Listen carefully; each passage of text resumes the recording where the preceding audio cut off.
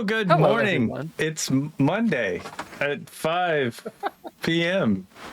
Yes. Exactly. Thursday, It's 7 exactly. p.m. Eastern Standard Always. Time. It's always the same time every time. Every freaking time. Ken, what are we doing today? I have no idea. Troubleshooting technology. Actually, we're doing really well. Thanks, lowercase letters, Mr. Interrupt, for the music. Thanks, Couchfire Media, for the production. Thanks to our replay production for whatever. Today, we're doing a Geeky Gamer Podcast live play because that's what we're doing of a game called Cursed. Cursed. Yeah, that's a new game. New game that we created about 30 seconds ago. Typed it up real quick and got these guys to help us play test. Yeah, it's today, a rules light game, isn't it? Is it a rules light game? I don't know if it's necessarily. I mean, it's like 10 pages long, isn't it? It's like 20 pages long, but I don't know if it qualifies as rules. Maybe it's definitely OSR.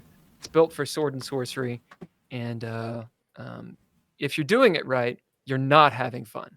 So that's kind of what we're going for today. Right. Let's introduce each other, or ourselves, I should say. Who are you, Miller?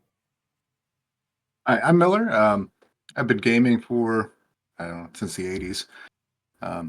Off and on sometimes. Recently, I've had a little more time getting into some production. I've got a couple of different games in the works and some gaming modules. Thanks. And John? Hi, I'm John. Late 90s, pretty much when I started. Really got into it, went to university. Pretty much threw away any chances of a decent degree for roleplay. And just love it. Design my own game, and yeah, the rest is hopefully history. And you're a game creator as well. Yeah, well, yes, Yeah. yep. All right. All right. And then Ken, would you like to introduce Yosef? My name is Ken. I was somebody at one point in time, but I feel like I'm just a vapid waste of time and space. And we, which is a good place to be. Yeah. It's humble. But what I'm going to do for the time being is I am a professional role-playing gamer that doesn't get paid. I just call myself professional. Right. Maybe I'm a professional drinker. I'm having a beer. Oh. I mean, really, if you're going to be a professional gamer, you don't get paid. Come on. It's not what it's about. All right. Sure. So you all don't know too much about Cursed. Has anyone read the source book? This is my first question. If not, it's fine. It's fine. But I do need to know where you guys stand on anything about the game. So we'll start with John, start with then Miller. I've briefly read the 19-page rules. No idea about the setting other than what's in the blurb. That's it. Awesome. And what about you, Miller? Yeah, I skimmed it. I looked into a couple of the rules about like the actions. All right, so the long and the short of it, the way that we're going to learn this game is by doing. So what we're going to do first is just make characters. And then as you guys start playing a little bit, the rules are going to make sense. And this is how you learn games. It's how you learn D&D. It's how you learn how to game. So that's what we're going to do. Throw you into the fire, pretty much. So if you have your character sheet, which is a gloriously made, just chef's kiss design on this thing. Okay, this Google sheet that I've created. Everybody have that up or print it out? Yep. So we can do like thumbs up for it. That way I can actually know. Right. So you have your player name. That's you. Go ahead and write that down. Your character name. You'll want to come up with that at some point. your character name is actually important as it is considered a trait. And what you will find out later is a trait is a resource.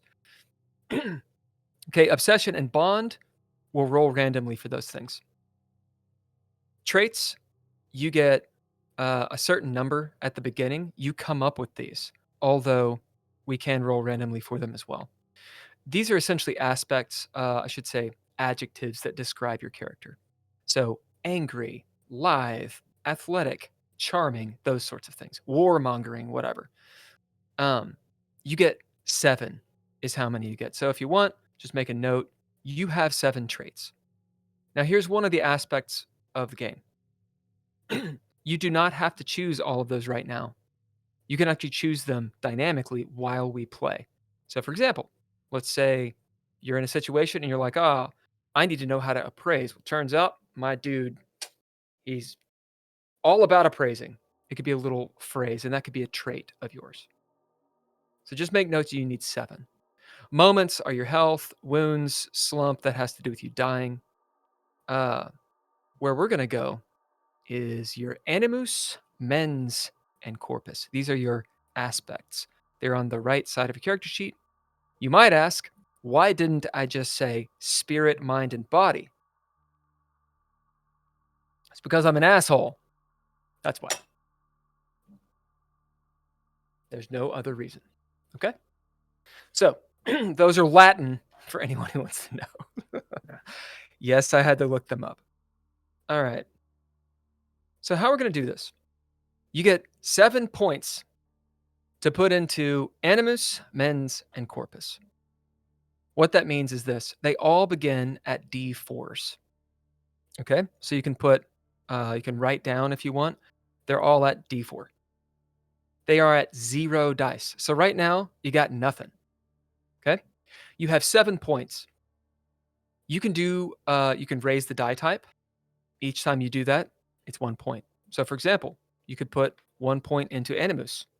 Into the die type, boom, it's a D6. Put 2 points, D8. D10, D12. It stops at D12. Or you could put your points into the number of dice you have in that pool. So 1, 2, 3, 4, 5, or 6. Now you only have 7 points, so obviously you want to be as balanced as you want to be. It is completely possible to have 0 dice in a pool.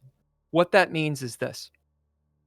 In the event you have to roll, you fail. Okay? You don't always have to roll. Sometimes all you need to do is what's called bid a trait, which means the threshold, the difficulty is called threshold, is 0. You just have to bid a trait and you do it. That's a lot of the times. But if you have to roll and you got 0 in your dice pool, well, you fail. All right, so right now, put in some points. Meanwhile, I'm going to tell you what animus, mens, and corpus mechanically do. Let me find them in this glorious book that I've created. All right. Animus, spirit, refers to anything spiritual, doing or resisting spiritual stuff. Okay? Pretty straightforward. It is rolled during the sit back action to regain your resources. So animus is important. All of these are important. Okay? The way that you regain your resources, specifically your traits and your moments, which are your health, is by taking this action, and you roll animus to see how many of those things you regain. Mens refers to anything mental, doing or resisting mental stuff. It factors into how many moments you get. So it's like your mental power. Corpus, it's everything physical. So this is obviously combat related. It factors into your moments as well. So your mens and your corpus give you your health. Your animus gets you your resources back. All right? Yep. Make some choices. All right. You got 7 points for that. You guys have any names for your characters yet? Or are you still thinking? Yeah, I got it. Name, but I have a question. So if you decide to get 3 corpus, for instance, and Yep. then you use the 4th to go from a D4 to D6, is that correct? Yep. Okay. So that means you would have 3 d6 in your corpus. So you're adding 1, or you're adding 3 to the pool, Yeah. and 1 to the die type. Yeah. And my character's name is Bob Baker. Oh fuck yeah. That was my pastor back in the day. Dr. Bob Baker, baby. Always remembered names. It's an uncanny ability to remember names. Okay. Abilities are something we'll roll randomly for in all of these sorts of things. And we'll get into what they do.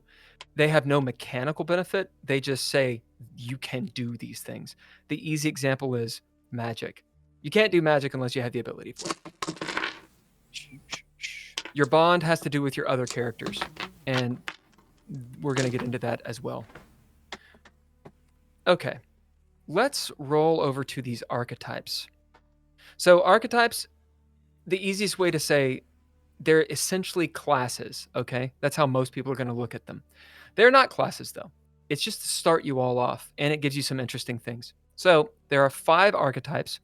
They're essentially based off Conan, and you got to pick one for this game. So they are the Blade for Hire, the Rambler, the Spell Seeker, the Dedicated Knight, or the Uncouth Wanderer. You can name them something else. Your archetype is also a trait. So put a little asterisk by it. You can bid that as a trait. So which one do you all want, or do you want to roll randomly? Yeah, so I looked at these earlier. I like the name of the Uncouth Wanderer. That's kind of the personality I wanted to play, but I like the mechanics of the Blade for Hire, so I'm gonna go with Blade for Hire. Yep. So do Blade for Hire, but call it Uncouth Wanderer and put it in quotes or something. All right. So Blade for Hire. What about you, John? I'm more than happy to do everything completely random. But whereabouts on the sheet is the... So it's not on archetype? the sheet. It's in the Google Drive. Right. Yeah. Got you. Which I can actually... Do you have it? It's called S&S Archetypes. Cool. All right. And Ken, do you know? I am going to probably be the I'm going to be the Dedicated Knight. Oh yeah, you're going to do that again. All right. So, the Blade for Hire, who they are, you're a hardened mercenary or a sellsword who thrives in the heat of battle. Skill with weapons and pragmatism makes you reliable and deadly. All right. So you can choose to or roll a d6 twice. It's completely up to you for these picks, Miller. Let me tell you a little bit about what they mean. Abilities have no mechanical value. What they do is they allow you to take those behaviors. A behavior is anything a character does in the game. Okay, so in the fiction. And you can say, okay, look, I've got brutal gaze. What does it do? You have an aura of brutal confidence that can force enemies to hesitate or second guess their attacks. So you can be like, hey, look, in this situation, I'm going to try to make them drop their sword. I mean, normally I would be like, okay, sure. How do you do that? You're like, well, I got brutal gaze. Oh, so you can actually do this. That's what an ability does. It informs the fiction. Now, a skill is mechanical. Skill gives you a +2 successes. And that's a lot. Okay? Yep. All right, so you can roll 2d6 and rock and roll. You can choose. It's up to you. I know you create games, so yeah, you're probably fine. I went ahead and picked brutal gaze and Impact Daddy. Awesome. All right, so your kit, you can choose 3, or you can roll a d4 and lose the result. And yeah, the one random item, we will all roll random items together because it's funny. So if you do pick that one, then yeah. All right, John, what about you? Which one of these archetypes are you going to pick? Roll randomly for it. Okay, think. roll a d6, and if you roll a 6, roll it again. Okay. Because I was 2. lazy and only made 5. All right, so you are the Rambler. I'm the Ram. Means, you're basically Oh. Han Solo, a thief, a scout, a rogue, what do they call him? Shenanigan? What's the word? Scoundrel. Yeah. So choose 2 or roll 2d6 to do your picks. Do you want to do the roll randomly stuff, or do you want to pick? Yeah, I've rolled. So I am Awesome. 1 and 3. Awesome. So you've got the Hawkshaw. Hawkshaw and With Hawkshaw's apparently a name for a detective, which I thought was kind of cool. And 3 is Odysseus, which is cool. All right, and your kits, roll your d4 Right. Okay. and lose the result. Yeah. So the way that equipment works, most of the time, equipment just allows you to do stuff. For example, if you want to take out a screw, you need a screwdriver. So what does the screwdriver do? It lets you do the thing, right? Like a sword allows you to cut people. Weapons are a little bit different. They have classifications, and they do static damage.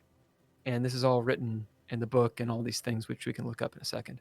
I should know it off the top of my head, but guess who forgot everything? Weapons do +2. So I will. Yep. So you do 1, 3, and 4. Losing. Yep.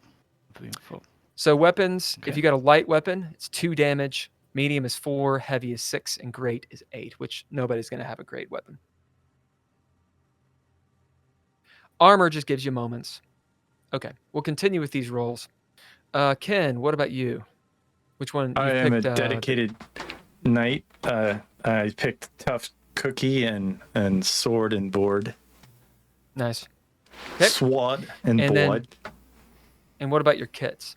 I think the ancestral weapon would be heavy, because that's what I'm playing. I'm playing a heavy, and should I roll a random from the table? Well, it's one of those things. Of course you can roll a random item, but you need a third thing as well. Yeah, Do you want I think a banner? Suit of armor. Okay, so you have a spear and a suit of armor. Yeah. Okay. So put your spear down. That is a medium weapon. And then you choose leathers, mail, or rigid.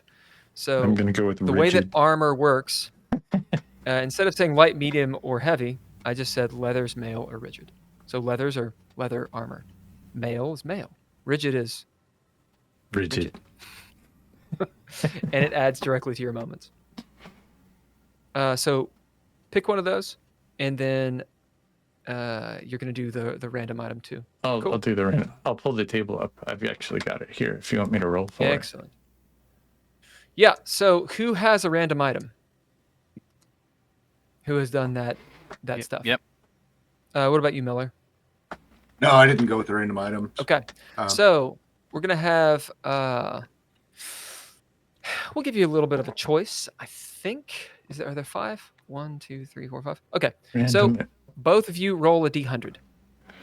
Okay, so it's a random and mundane item. Is that the page? Yeah, you're going to do... or does it matter? Yeah, random and Monday. Yep. So roll a d100, both of you. 89. Okay. 89. I got a 63. So 89, you have a small bell that rings faintly when picked up. Imagine that. Unusual, but seemingly harmless. And my 63, Go on. I think it's a small vial of perfume. Its scent is pleasing but overwhelming, and I think it makes sense stings because the nostril. I sting the nostrils in this rigid plate. I love it. All right. Just because I think it's cool, we're going to give you guys each an odd item. So each of you roll a d6. And we'll see which one of these odd and magical items you have. Obviously, this list is not complete. 5. 5. 1. So let's see. Oh. Okay. So for 1, you have a vial of purple liquid. Its purpose is unknown. You get to find out what that is. There's only one way to do that. That's right. 5, you have a flask of healing salve with 1d12 uses that, when applied, restores minor cuts and bruises, aka 1 wound, which is extremely good. Wounds are hard to heal. So roll a d12, and that's how many uses of healing salve you have. 7. And Ken, nice, very good. I got a 3. Okay, a tome of ancient lore. God damn it! A tome of Ken always gets these things. A tome of ancient lore, which gives dangerous insight to those who can read it. All right, the dedicated knight. Can he read it or not? Not All right. likely. I'll swap you out for a vial of purple liquid. I might That be is into that. all in game, man. Okay, so you guys have your archetypes done. Your traits, remember, they're just things that you come up with. You can do it dynamically in game as you play. The idea is, I would at least leave a few just blank. That way, you're playing the character you want to play. You know, you kind of figure that out as you go. All right, has everybody got your aspects? Your pool, your aspect pool, and how many the die type you have for each? Yeah. Thumbs up? Yeah. Yep. Okay. Take your pool for your mens and your corpus, add them together. Okay. So for example, if I put 1 into mens and 3 into corpus for my dice pools, that means I have 4. Those are your moments. Your moments are your health. These are your moments where someone is attacking you with a sword or an arrow or something. And why didn't you get stabbed through the face? Those are your moments, right? That's your plot armor, so to speak. Okay. So add those together. It's not going to be very high. That's fine. Do you guys have armor? Yes. You can absolutely have armor if you want. Yep. Okay. What kind of armor did you pick, Miller? Scale mail. All right, male. So you have +4 to your moments. What about you, Ken? I got rigid armor. You got +6 to your moments. And do you have any armor, John? No, unless Okay, hooded good. You cloak go. You counts free as balling it. Yeah. Oh, we need Cool. somebody to do that. That's right. What are your guys' names in game? We'll start with Ken. I think I said it before. Bob Baker. You did. Yeah. Bob. Okay, Miller. Clem. Clem. With a K? With a C. With a C. And what about you, John? Connor. Go for Connor. With a K? Awesome. At this All right, stage, I Connor. suppose, whatever. Connor, Clem, and Bob. And what weapons do you all have? None. Okay. Miller. I got 2 Or I of should them. say Clem. Clem got 2 of them. He got a medium weapon. I went with a long sax, like a short sword. Yep. And a heavy weapon, the big hammer. Okay, medium weapon does +4 damage. Heavy does +6. What were you saying, Connor? I need to roll for the one The weapon? random item, or was that the odd item? Oh, no. Odd was just something I just gave you. Yeah, so we'll give you a weapon okay. just because you should probably have a weapon. Let me hit up this. Rambler. Use the rules. I know. Using the rules. So we'll say it's a light weapon. So, yeah, roll a d12, Connor. We'll see what weapon you have.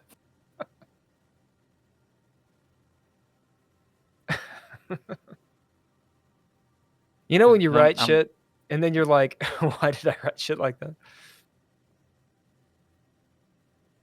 All right, what'd you get? So traps is not available. Correct. No. Okay. Curses. Yeah, traps are stuff you make. You kind of set up. Which you can absolutely be a trapsmith. And I just choose light, medium, or heavy. Yeah. A medium or heavy weapon? I got a razor. Yes. It's I've gone for light. That's so what you would roll. I've rolled a razor. Dude, so you've got a straight razor, like what is it, like a Peaky Blinder?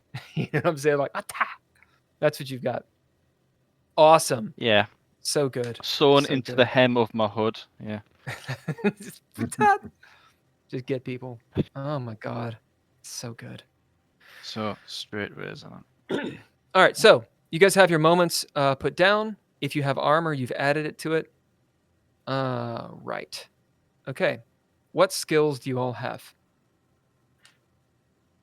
Did any of you get skills from your archetypes? Nope, Tell me what they me. are. I got a sword and board. Yep.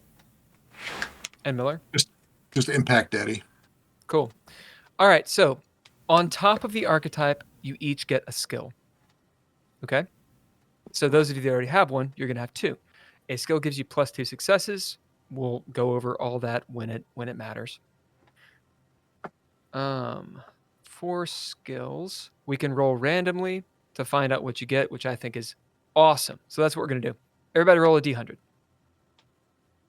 Now, in the game, you can actually just create whatever skill you want. But I made a list, and we're going to use it. So what'd you get, Clem? 67. Really? 67. All right, you have mentoring. Hell yeah. Take that, RP. What about you, Bob? I got a 61. 61? You get leatherworking. It makes sense. You're a dedicated knight. It makes sense. Yeah, yeah. And what about you, Connor? 92. 92. We'll see if... You got teaching. You're very good. You're a cobbler. You're very good at teaching. Okay. Okay. So good. I love it. All right, abilities. So you each get an ability. Now this is something that I don't have a list for. You can come up with it on your own. It's something that the normal person, the normal denizen of the world, does not come out of the box with. It's something you can do. So, things that are just in the lore, Theurgy, which is technology, if you want to be a Theurgist, so a tinkerer of sorts, if you want to know about tech, boom, Theurgy or something along those lines. Magica, some sort of sorcery, if you want to have some kind of magicianship, I just made that word up, mysticism, whatever. Those would be things that were kind of like in the lore. Otherwise, it's stuff you know how to do. For example, with Connor, trap making. Oh, okay, you know how to make traps. Or saboteur or something like this. You know how to break shit. So think of an ability that you'd like. If you don't know for right now, just put a little asterisk and come up with it later. Any questions thus far?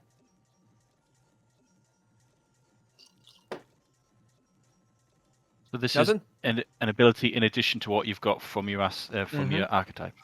Yeah, the archetype is it just sets you straight, gives you a direction. Yeah. So you guys all have skills. You all have at least one skill and one ability. Okay, Yeah. Obsession. So we roll randomly for the obsession. Because who actually chooses their obsession? You're my obsession. My obsession. Not a Come on singer. now, obsession. All right, so everybody roll a d20. What's that? I know. Is that fancy die?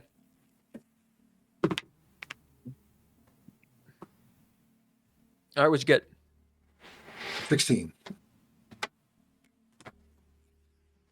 All right, 16. 16 is death. 10 is stealth. That's interesting. What? Yeah, What'd that you makes get? sense. What'd you though. get, Connor? 14. 14. You got piety. Kind of makes sense with your dude. I'm going a little astrological in this. All right, so what does your obsession do? Obsession is, of course, it's a meta element. It is what your character is obsessed with. Is that good, bad, ugly? It's up to you. That's your role-playing idea, right? Likely something you struggle with. Whether it's good or bad for you is all about the fiction. Mechanically, it gives you one success to any roll that has to do with your obsession. That means if you want it to matter, you say, yo, this has to do with my obsession. Okay? So +1 success, that's how you use your obsession. Skills, same difference. They give you +2 successes. So you say, hey, look, this has to do with my teaching or my leatherworking. All right, cool. When you make that roll, you get 2 successes. If you can tie in your obsession, awesome. +3 successes. This is great. Yeah. All right. So we've got aspects, we've got obsession, good, your traits, your moments, skills and abilities, all good. Bond. Your bond, you get to choose what it is. It does not need to be mutual. It has to do with another player. Okay? So the idea, and you don't have to choose it now, but the idea is it's the investment in the group that you're with. Okay? So for some reason, you are tied to one of the other people in the group. All right? Could you be tied to someone who hires us or is like a linchpin for the story so that the one person that unites us all together, such as a lord or whatever the equivalent is, could the bond be someone who isn't part of the group but is integral to the group's identity? So the arbiter or game master, whatever, can do whatever they want, right? These rules are they're rulings. They're not really rules. They're suggestions. By the book, no. By the book, they are player character. And the reason for that is who gives a shit about the NPC, right? For example, the point of this is if your bond makes you leave the game, it's not really doing its function. The idea is to keep you in the game. So the player characters are the ones that are going to do that, not the Lord. Like, let's say the rest of the group is like, fuck the Lord. What are you going to do? You're going to leave the game, right? So that's the idea. I think you could tailor that to your experience, to the kind of play group, whatever you wanted to do. It's not out of bounds. It's just, it's not serving the purpose. So what does the bond do? If it has to do with your bond, meaning if you say, hey, look, this has to do with my bond, then it gives you an extra die. Okay? So for example, let's say you're killing an orc or whatever it is, an urukai or whatever it is you kill. And you're helping, let's say Connor is strangling the shit out of an urukai for Clem, who's just trying to kill Clem.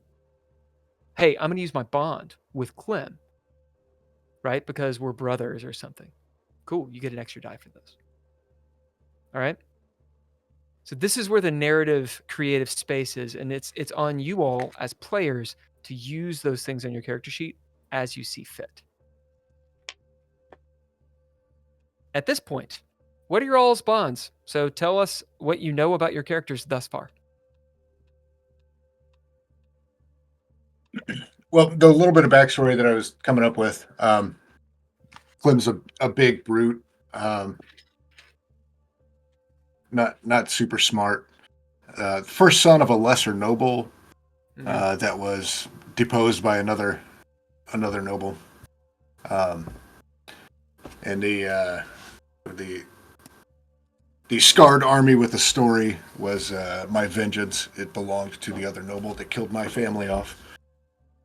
So I was kind of thinking maybe one of the other two worked as part of that, that small fiefdom or whatever. And I knew them from that. Yep. I was kind of thinking maybe Connor, if that's okay with you, being the roguey trickster type. Like, I've been looking out for you for a long time. Yeah. Yeah. You might want to hear what my character's going to be like though before you make that decision. But yeah, I suppose that's the thing. You'd have to with the bond. You need to hear what the other characters are to then So go here's the right. thing. Actually, because that's creating. Sometimes love is not mutual, right? Mhm. And it's on Clem and the player behind him. So it's on Miller to determine why this person has this issue. Yeah. It's not on you. That's why it doesn't have to be mutual. Yeah. Okay. But what I was thinking is for him. Right. Yeah. No, that's fine. I've got an idea for my character then. Yeah. Tell us about you. So kind of a Terry Thomas sort of character. I don't know if you've What's ever a Terry watched any Thomas? films. Old British actor, black and white films. He always played a cowardly scoundrel. Oh, cool. He is just an absolute scoundrel. He always plays those sort of characters. So, so with the teaching, yeah, I suppose so. Hawkshaw, Odysseus, not having weapon, not having any armor, that's fine. Piety, because he's the least pious person. It could be the piety in he's seen something good in someone, and therefore wants to make sure that that person's untouched by the. I love it. Kind By of the that. whole of things that, which is why I'm thinking Miller, because if Miller's this brute who. His name is Clem. Sorry, Clem. Sorry, Clem. So I'm thinking possibly Clem because he sees in Clem something that he's not. So it's trying to maintain the piety within Clem, if that makes I love sense. This. You guys are like this. Oh, I love what's going on. Also, great artwork, Ken. All right. So Bob, tell us what your bond is. My bond is with Clem because he's a man's man, or at least from the outside. He's an upright chap. He's he goes along. Like if I saw him in a battle, like I would think, I want that guy next to me, because I live my life for battle and for charge and for glory and guts and all that stuff. But you're stealthy about it. Yeah. I love it. Okay, so you guys have your bonds.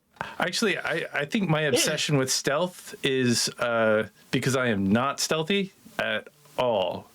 And it's like I'll do any little twist to leather work to get my super rigid armor to not sound like a circus rodeo every time I take a step. I love it. The idea of, just because something's an obsession, perhaps it's a virtue. It's something you strive for because it's not what you are. I like that. Yeah. All right. So that's pretty much your character. All right. So you guys have characters now. Great. Excellent. Everybody applaud.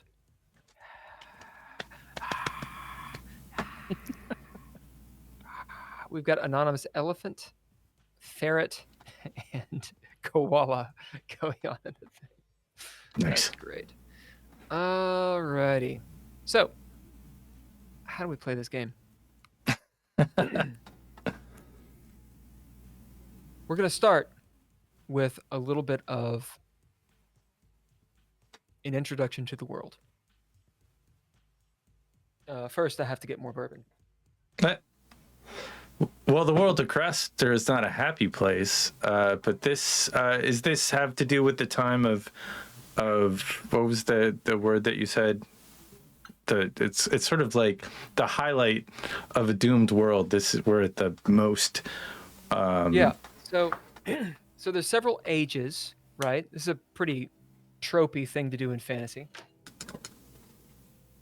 a la Tolkien.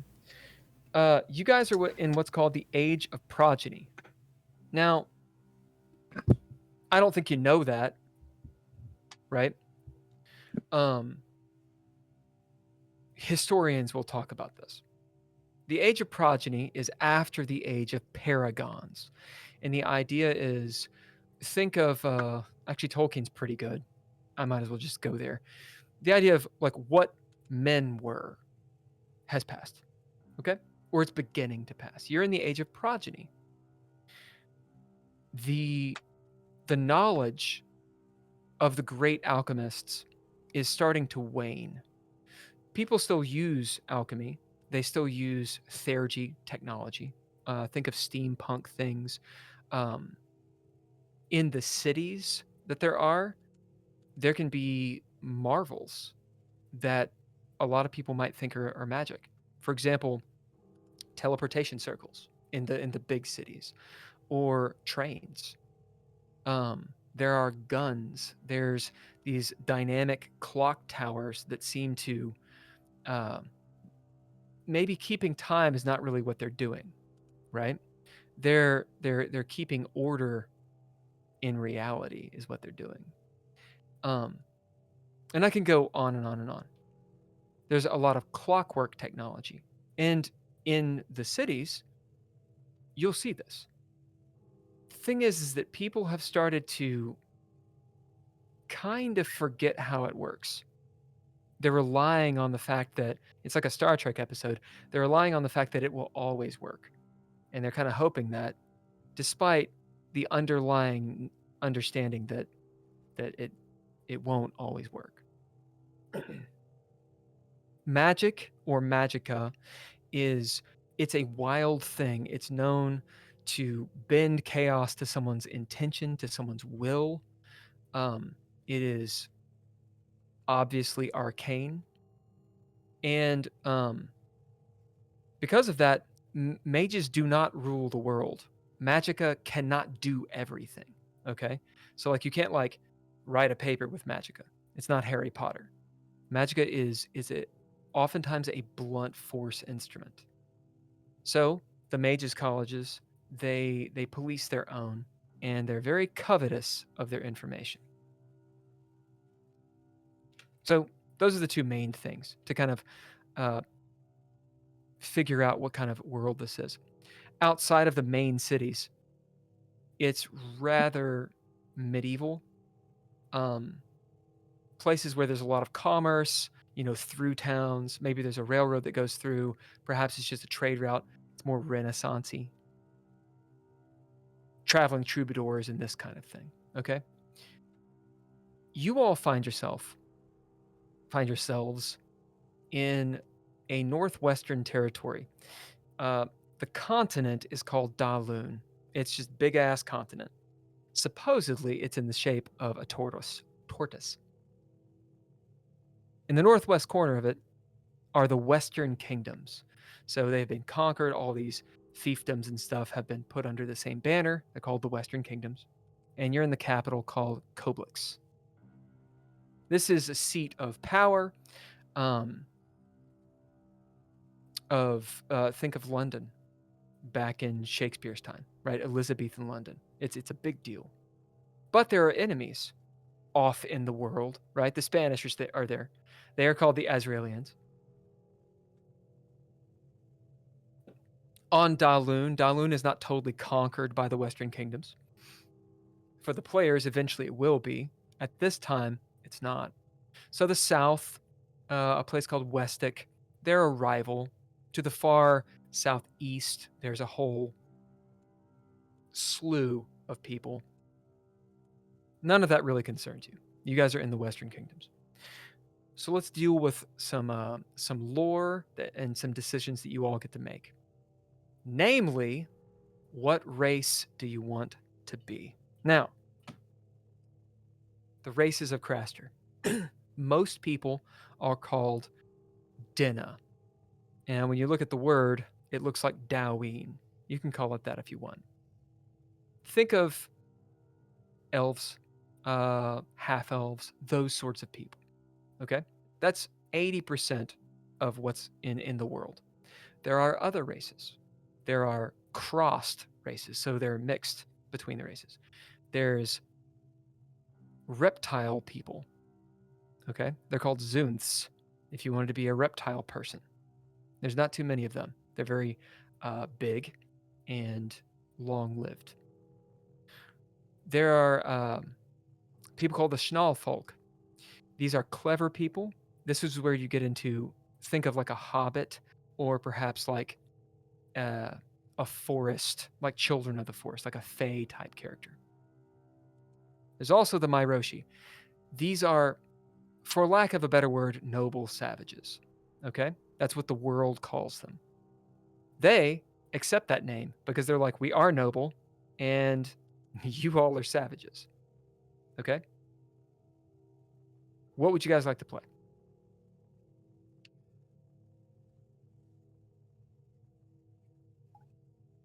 I would love to play a Zunth. Okay.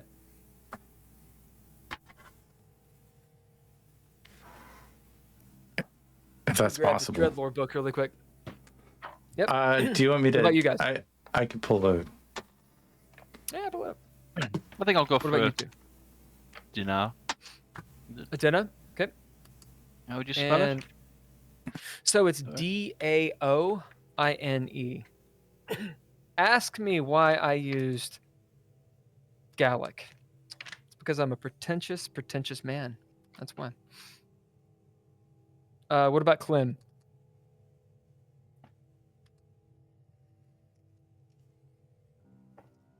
I'd like to be a Miroshi. Hell yeah. Sounds fun. So I won't lie, Miroshi are actually my favorite. Okay. So all of this is in the Dreadlore book, which I'm going to shill right now. You can get it on drive-thru or Lulu or Amazon. And eventually I'll have some splat materials about it and all this good stuff. I'm going to do a little narration. I hope it's not too boring, but it is about your guys' races, okay?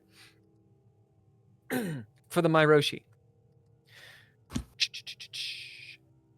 Soon after venturing into the Expanse, which is where the Myroshi are from, it's the far south and east. You're likely to encounter the Myroshi, the aboriginal peoples of that vast region.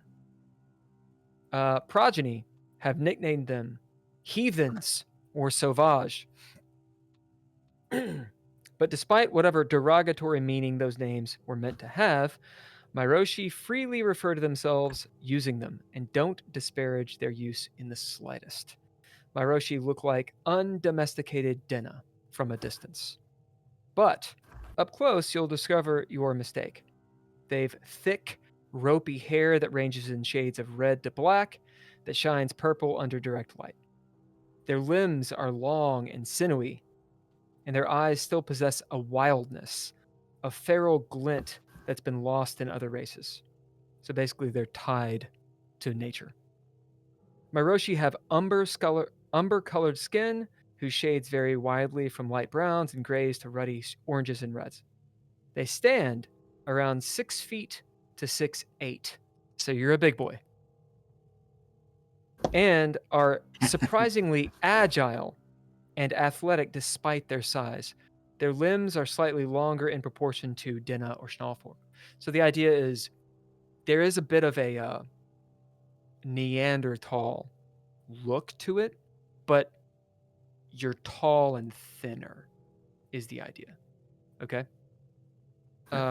Wild. You live roughly the same amount as everyone else. It's basically 100 to 150 years. Wild, adventuresome lifestyles.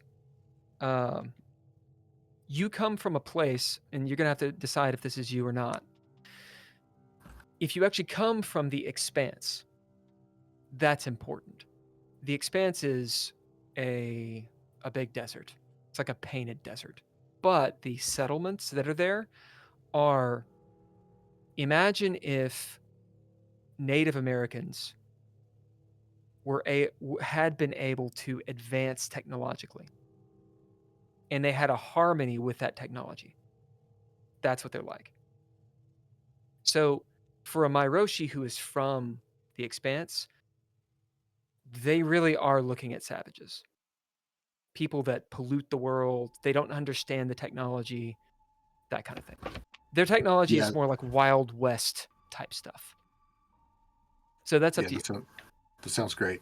Yeah, From it's the pretty. Expanse. They're interesting guys. Okay, so for Zunths, you're a fucking reptile person.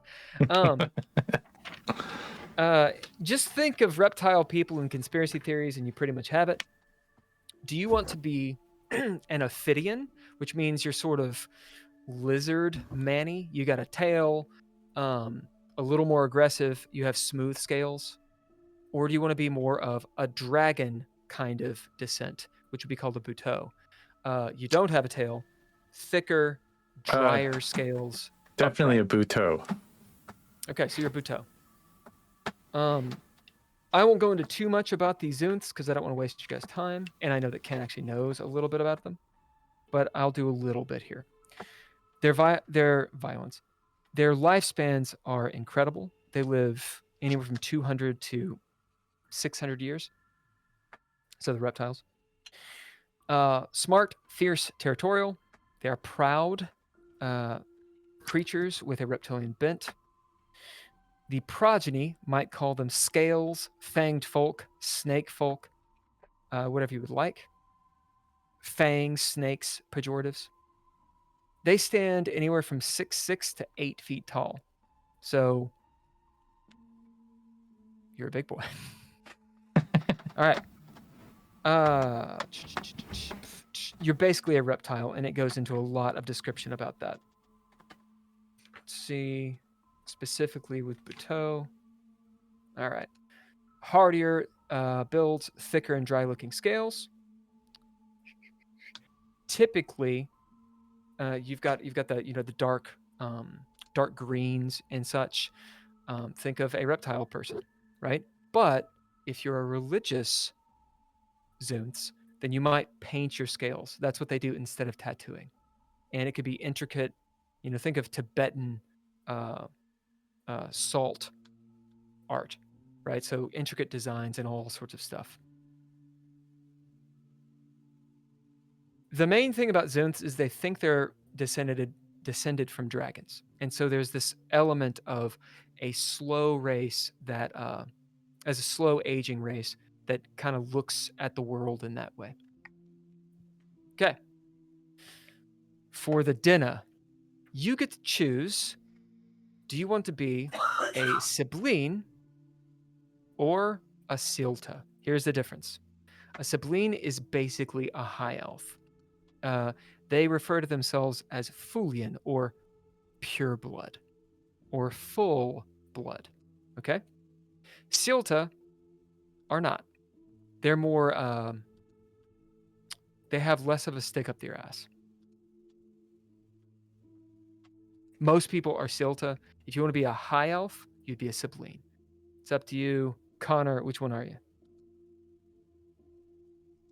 Mechanically, there's no difference.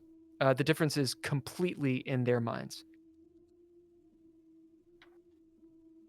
Yep, I think Connor will have a stick up his ass.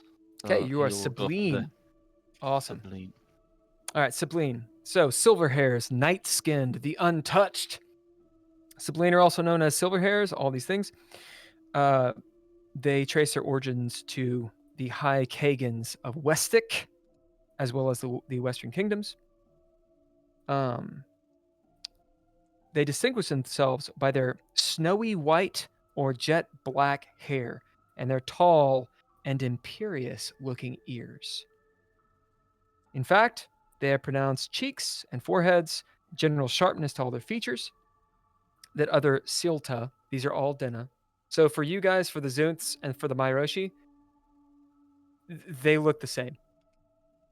Right? Like they're like, oh, no, my ears are way taller than yours. And that matters to them.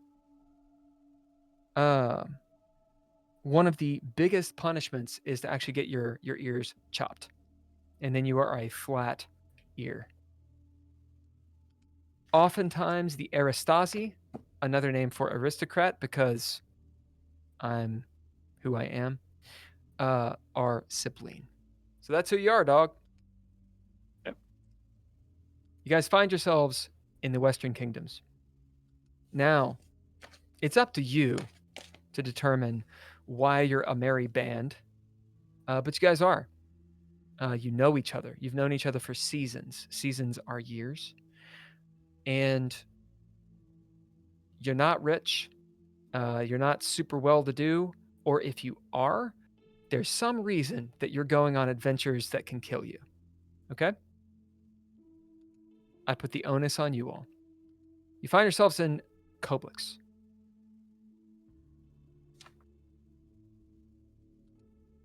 As I read my notes. Good This day city- to... Go ahead. This city is replete with life. Think of, again, Elizabethan era. Think of Romeo or Shakespeare in Love. People going to and fro, carriages all along the cobblestone. There's the lower ward, which is most of the city, bars, taverns, playhouses. You know, the port of call is off that way. Coblix is on Westmark, which is an island nation. Lots of sea breeze and this sort of things. Daytime, very fair weather. You can hear in the distance trumpets, music, fanfare. This is a day of celebration because the royals, the king and queen, are accepting petitions for adventurers. Right now, you all are in the lower ward, just on the cusp of the lower ward and the mid city. There's a wall that separates the lower ward from the mid city, where the Aristasi live, the nice part of town. There's guards and stuff. We have a person. Hey, they. Kip the Dino. Hi, Kip the Dino. Hello. We are play testing a new tabletop role-playing game called Cursed. How are you doing?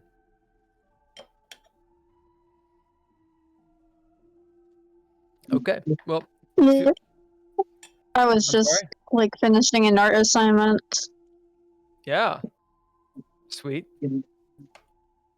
Well, you are welcome to chill out and just listen if you'd like. So, you all find yourselves at this wall. No one is being let through right now. You are at the... Of course, I'm going to start you off at a tavern. You're at a place called Garam's Place. It's a tavern, a bit of a library, a shop, and a mini smithy as well. It's a place of renown. It's large, widespread, food and inn, all sorts of things. And you're waiting on your turn to go into the mid-city and up to the royals, to the High Queen and King, to go on this adventure. Lots of fanfare and everything around you. Outside this mid-city, you see the inner wall.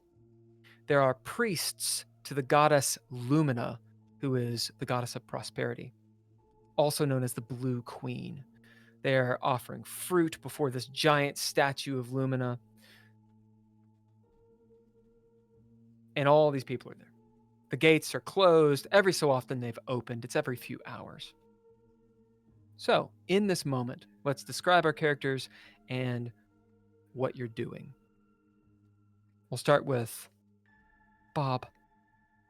I'm picking on all the little bits of my leather. There's like blood and different detritus kind of in my armor, and I'm picking those little bits out. Out of the scales. Out of the scales, out of my plate. Of your body, not your armor. Cool. General stuff. Oh, my plan to create are so sore right now from that last adventure. It's good to see you guys once again. Clem, always an honor. Yeah, good to see you. Good to see you too. Clem, describe your guy and what you're doing, your behavior. Yeah, so Clem will be he's going to be keeping an eye on Connor because big crowd like this is a perfect situation for him to get into shenanigans. And let's see, going off the mentor skill, helping Bob pick the proper pieces out of his armor for better movement. Indeed. What about Connor? Tall, slim, jet black hair. How tall? Dashing. Probably not as tall as Clem and Bob, as they are, and they're at least 2 feet taller than poor Connor. But obviously, takes slight offence to that since he is probably the noblest of the three. But yes, dashing, twirly mustache, which is one of his biggest prides. He will be instructing the other two that obviously I need to do the talking here, obviously. So yes, let me do the talking when we get there, and I'm sure we will have no problem getting a petition for you two. I mean, us three to go out there and risk our lives, and well, get rich. Yeah, As you who guys do we are need to sitting there- kill? I'm ready. That's the plan. As you all are sitting there at this, in Gowram's place, people, of course, everywhere. Just think of travelers, and of course, there's some would-be adventurers here and there. You guys can smell it on them. You know your own kind, of all different sorts. Across the way, there is a place called From Delow Theater, and outside they're doing a Punch and Judy show. So little puppets are going and whatnot. And there's a musician, or there's actually 2 or 3 musicians. Think of vaudeville musicians that are playing various, lutes and flutes and whatnot. Not very far from you, so you can see them playing. Not very far from you, you see a dashing is the wrong word. Maybe a man in his 40s. He is lithe looking, has angular features. His hair is like almost in this fro, is the thing that would actually draw your eye to him. He's clearly not Denna. He's probably one of these snall folk people that you've seen every so often. They come in from the forests or the wilds or whatnot. Next to him, he's got a guitar, and he's sitting there looking at the musicians, and you can see he is not approving anything about them. Orders another beer and whatnot, and you hear his name. It is Ichabod. Just food for thought. As the gates open, as they do, you see 2 groups come out. 2 groups of adventurers, 7 people total. They look like adventurers. Maybe not as colorful as you all, but they have their trappings, their armor, and whatnot. And as they're leaving, they have been given the blessing of the royals to go on this quest, which you guys hope to get on. This quest, a royal quest to aid Coblix, the state of Coblix in this dire moment. As they come out, the priests adorn them with all kinds of bullshit. Fanfare, trumpets, and they are moving along. People are coming up to them, asking for favors, giving them favors as they parade past. The action is on you all. Okay, so this will be just a moment to kind of play with the rules, okay? So we're in rounds. In a round, it doesn't matter when you go. You get to choose when you go. So there's no initiative order. On your turn, and everybody has to take a turn, you declare one of 5 actions. The actions, I think they're on your character sheet. I think I put them there. If I didn't, then I should have. Yeah. You've got metagame, right? Where you metagame. You can give others advice. It's all out of game. You get that. It's all out of game talk. You can do nada. You can role play. You can sit back, or you can take charge. Now, let me tell you a little bit about these. At this moment, the cursed level is at 0. That's kind of like the main mechanic of the system. It's how bad things are, okay? Or how against you they are. Most of these actions increase the curse level. Some of them don't. For example, metagame increases it 2. Every 2 tallies is a cursed level. So metagame actually raises it pretty high. Do nada decreases it 1. Roleplay has nothing to do with curse level. It actually gives you an XP. Sit back increases it by 1, and take charge increases it by 1. Now, why would you take these actions? Well, it's written on your sheet, but I'm going to explain it. Metagame is obvious. Do nada. When you do nada, the purpose of that is to decrease the curse level. And yeah, your character can have behaviors, but by and large, you are giving your agency over to the arbiter, me. And it can be good, it can be bad, it can be somewhere in between. So that is do nada. Roleplay. You get the roleplay, and you get an XP.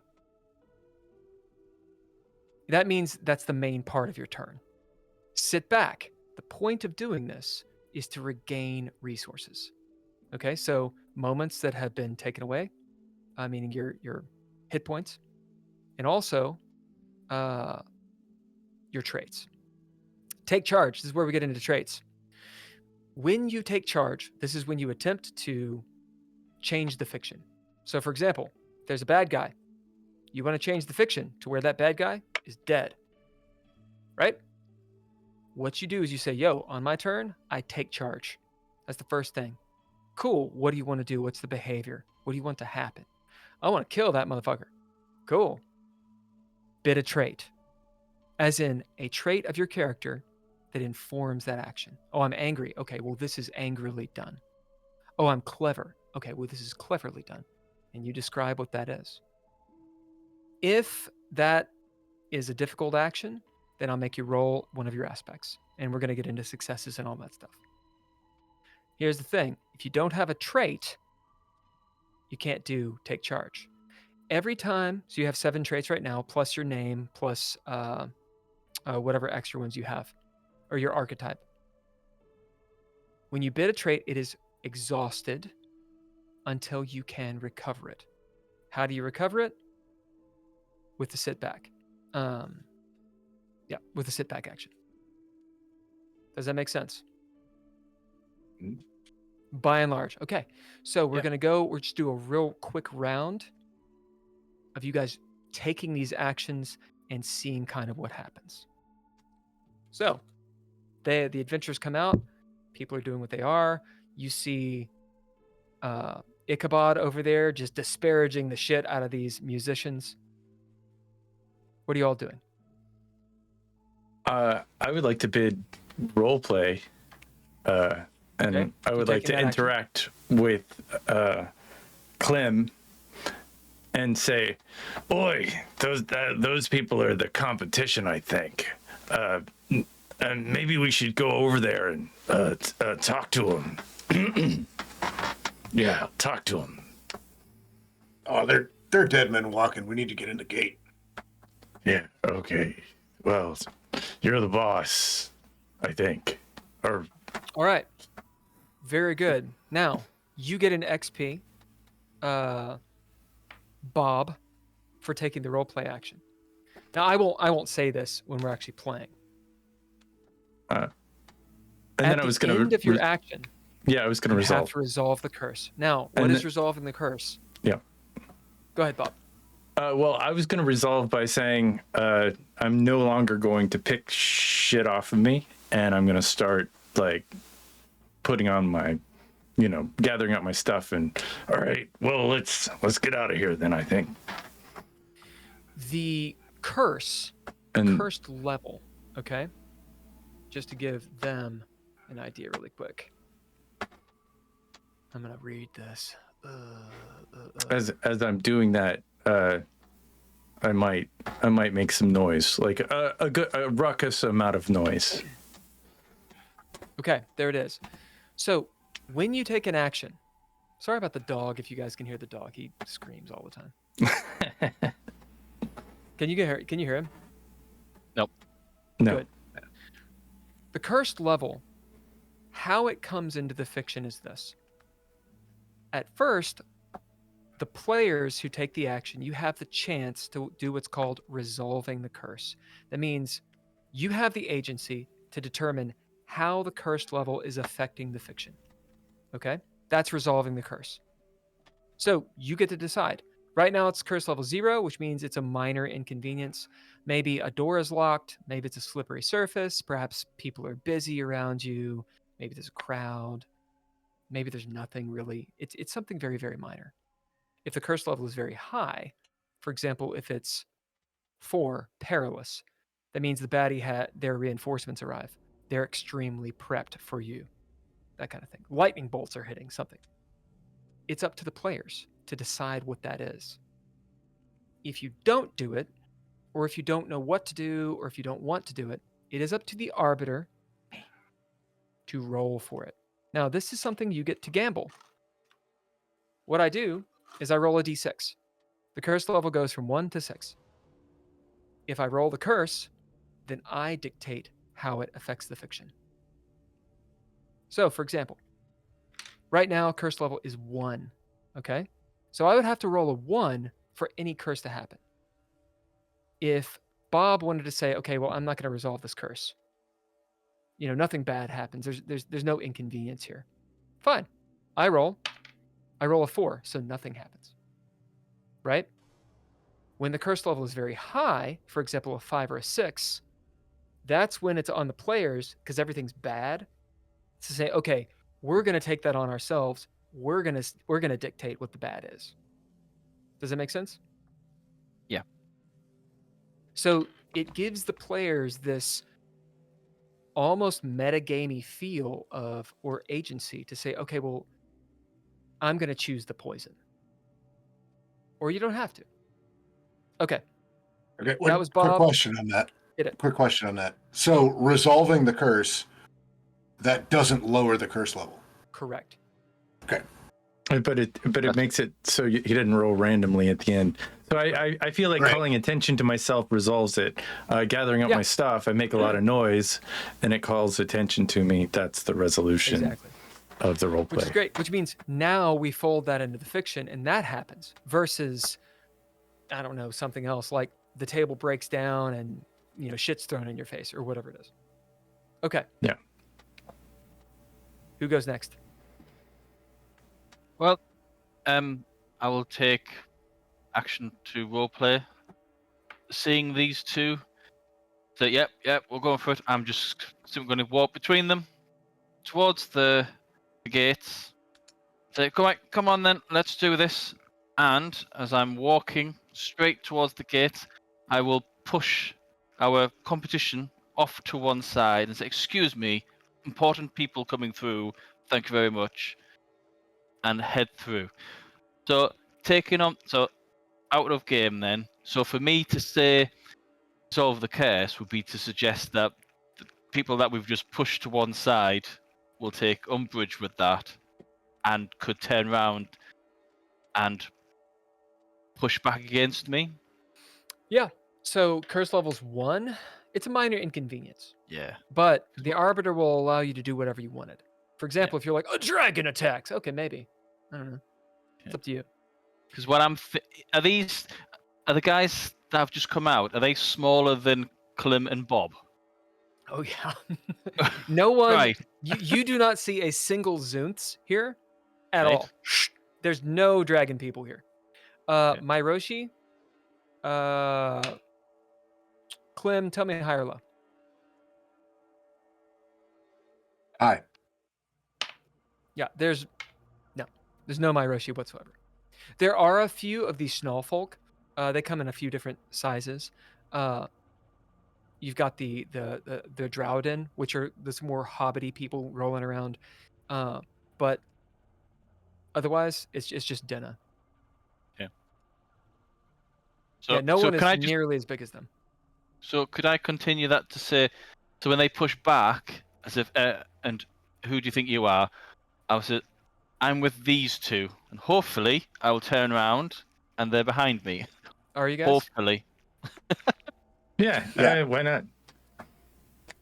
All right. So you resolve the curse, you get an XP. Remember, when you get to 12 XP, you advance, and we'll get to that when it actually happens. Yeah, Clem. Okay, You're so that was pretty much what I was going to do. However, Great. I'm going to change it up.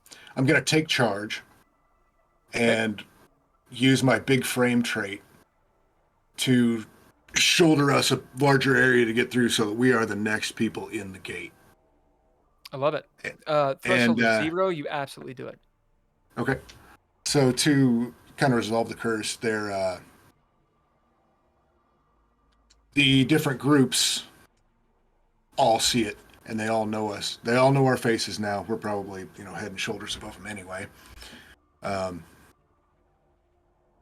And therefore, like our reputation, our Gafrain is, it affects our reputation negatively. I love it. So you're all in concert. Let's describe these behaviors. Describe the scene as it goes down. So you guys all take turns, work together. What do we see as you guys go up and exactly all of that happens? So me going up, saying, "Excuse me, let us pass." I'm with them, and at that point, Clem just walks straight past me and imposes his big frame and just pushes even more people out of the way. Would that be okay? I mean, I don't want to steal anyone else's thunder. Because if we both this think is of your the same time. thing, It's all your guys' time. Yep. I'm fumbling with all my things and kind of making a lot of noise. So our presence is absolutely known, and I look like a lizard. I think I'm a dragon. Actually, I'm pretty sure I'm a dragon. That's my thought. People are looking at you as you move past. You sort of push past. Clem, as you have taken charge, you note that Connor is sort of exchanging some words. As they part with the other group. They keep on going, right? But they're like, fuck you, fuck you, fuck you, right? Exchanging some words and whatnot, as they're not going to come close to you. The action's on you since you took charge. You get to the gate. You see the guards there. The gates are still open, of course. The priests and all these things, the fanfare coming down, rose petals and shit. What are you doing? Beyond, you see the mid-city, and then, the Royal Road, which is what you're on. Go up the hill. You see this crystalline-looking palace, the ever-burning torch at the top of the hill. Way nicer part of the city. Smells good in there, etc. Okay, so one of the this guards, what are you doing? A guard comes up to you, looks up at you. I heard the queen needs heroes. Arcs an eyebrow at you. And what did you did? What was the trait? Big frame. Arcs an eyebrow at you. You big boy. Kind of looks over. You see a couple other guards come, behind him, to back him up. Yeah, well, I mean, you should wait your turn. But he looks over and sees the Fulian with you, the Sibylline, Connor, and then the dragon. Go on. Yeah, these are next. As they let you through. All right, It's our turn, the boys. do the actions kind of make sense? We'll get into them more later, especially when we get into some rolls. Okay, let's take like a 2-minute break. I'm gonna get some ice, use the bathroom. You guys too, and we'll be right back.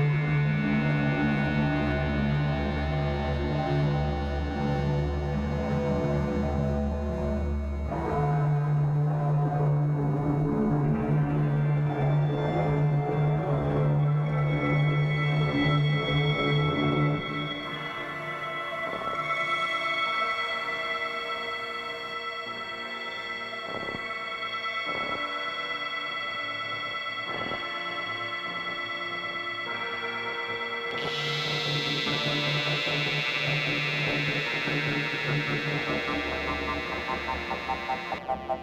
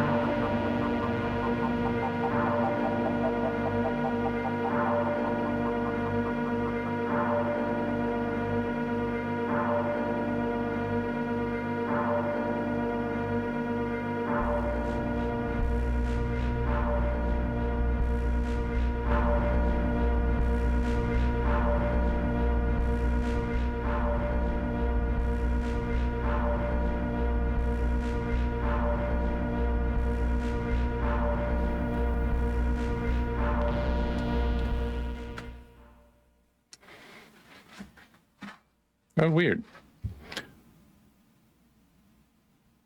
Go forth and be merry, because we are back. Aha! Mary, we're back. Back doing the whole cursed thing, which is gaming. Right. So we'll just jump into it. Clem, as you're moving through these big old gates, they're tall, think Kingdom of Heaven style, big, old school, medieval style gates. Maybe, I don't know what Clem thinks, him being my Roshi, but it might seem strange that in the middle of the city, there is this massive reinforced wall. Right? It's not on the outside of the city, it's in the middle of the city. And as you move through the gates, you see the nicer part of town. There's statues, think Rome. You're on this boulevard, the Royal Boulevard. It's wide. There's rose petals. It's clearly been swept up and cleaned up. Literally washed the stones and the marble. A very different city from what you just left, of cobblestone and wooden structures and pretty much what the rest of the world looks like. This is old architecture, like very, very, very, very old. As in, these people did not make this old, right? Perhaps this is the stuff that is a fable to the Myroshi, because there's not a lot of this kind of architecture. Where does it come from? That's up to you if you know it or not. That would be a trait that you bid by taking charge. Right now, you guys are at curse level 0. You have 1 tally. As we move through, unless someone wants to take an action, there are plenty of things to look at and whatnot. Not really any bazaars, but boutiques. Very nice Aristasi residences as you climb this hill towards a palace and an ever-burning torch. Any actions? Yeah, I'm going to take a Rahan, roleplay nope. action. Hit it. Looks like we're in the right place to make money. I concur, Should be a whole lot Doctor. of it.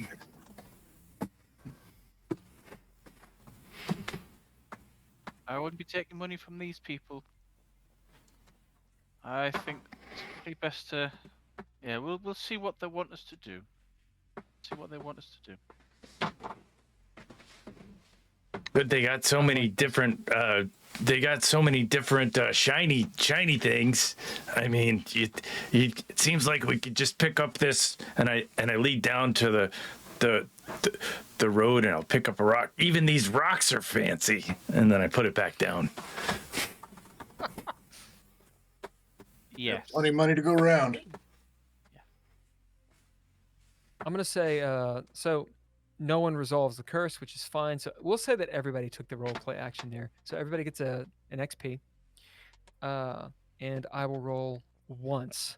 I'm gonna resolve the curse. Okay. For I would like to, when I pick up the rock, I kind of feel people's eyes on me a little bit, like I'm stealing their Yeah, rock, sure. their road. Yeah. And then that's why I put it back down, because I'm You're taking like, okay. driftwood. That's illegal. I think that they care, like they're very, they notice me, and maybe They do. that I'm not from around do. here. They do. Absolutely. You see people looking like, oh my God. You hear them like talking. We'll say, Connor, you hear them talking in High Calgarian, which is, the language of the Aristasi. It sounds like Esperanto, if anybody cares. Basically like Spanish. As they're like, oh my God, can you imagine? Can you imagine traveling with a savage and a reptile like that? Just sort of muttering. And they are referring to you, of course. Mhm. Anyone else resolving the curse? No. Okay, so I rolled once. We'll say that's for Connor, nothing. And rolled twice. Curse level is 1. It's very unlikely you get it. So, as you guys continue, just a few snickers here and there, but no one's going to say anything. You guys are big. You make your way to the palace. Behind you, an arrow shot. Not that I know what that is, because I've never shot an arrow. I have shot an arrow. Doesn't matter. Many yards, a football field away. The next group of adventurers are coming behind you. We'll say, Clem, it's pretty clear that you guys jumped line, but no one's stopping you.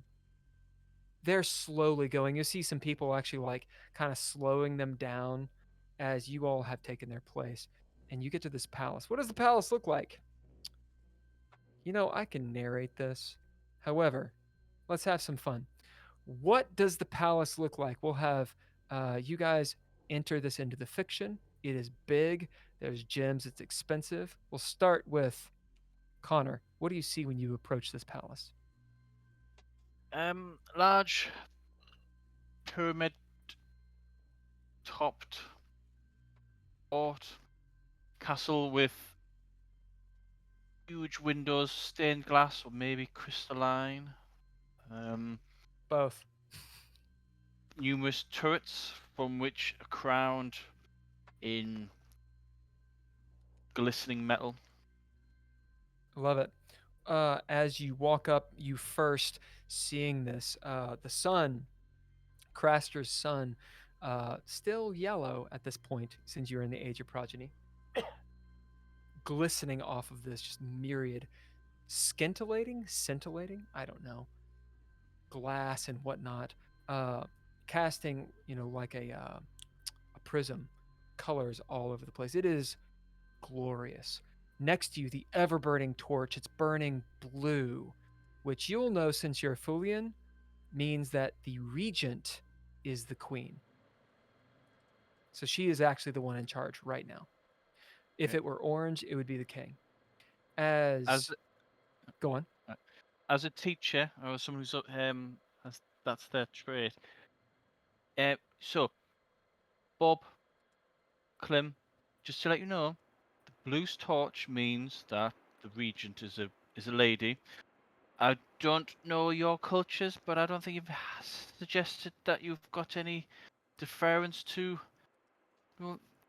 the fairer sex. I mean, you're not going to say anything untoward the lady if we do meet the lady, for she is in charge, and not to be offended. Well, I mean, but there's a man behind the woman supporting her, I think.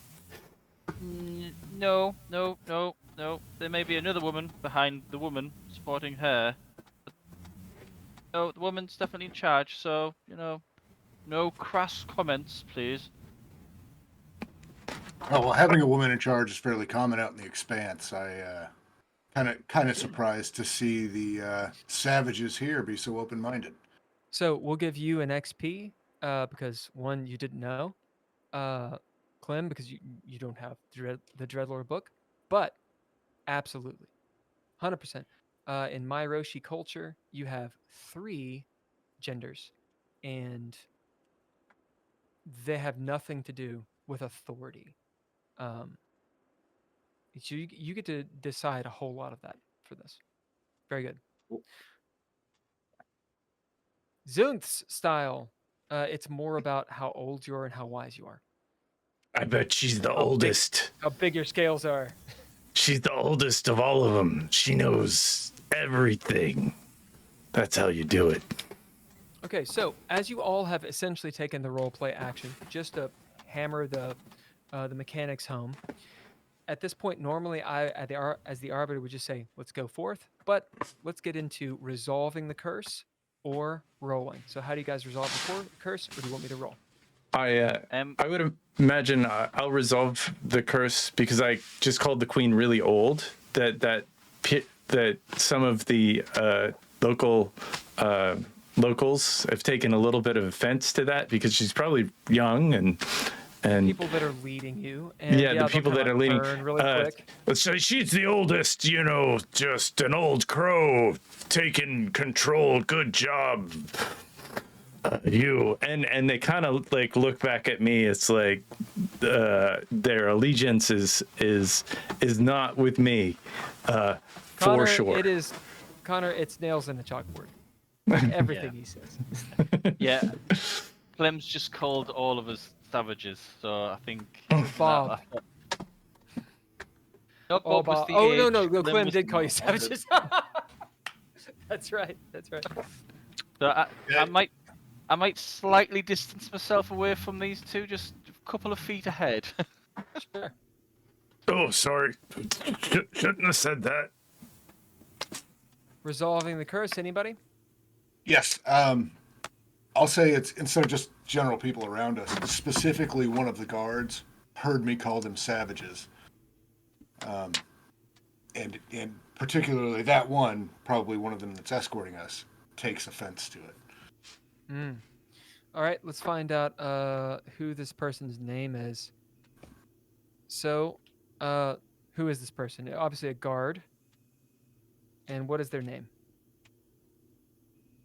Darius. Darius. So we'll say Connor, what is Darius's race?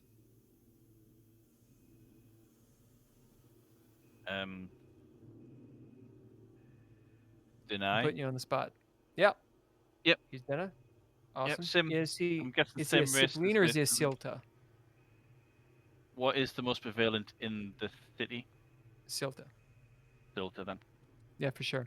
The Fulian, the purebloods, are less numerous than the Silta. Okay. Awesome. Yep. And we'll say, Bob, what is his general reaction? I would say negative. He like at first he was kind of excited to see us, and maybe now after after we kind of disparaged the queen just a little bit, instead of like saluting us, he's gonna kind of give us like, okay, well, and there's these guys. I like that. Lackadaisical. All right. And final, Connor, do you resolve the curse? What in regards to the guard? Your role play action. Oh right. Well, informing them of who's in charge, like the queen, like who's the regent. I'll let you make a roll. Okay. That's So all right. curse level's 1, so I have to roll a 1. I roll a 6, so nothing happens. Okay, so you guys get the idea of how it sort of flows. Yeah. I love this playtest. I think there's going to be a rule, which I have in Dreadlore. It's called the Dread. But it's something, Miller, you had mentioned, taking people out of the fiction. This rule of the world.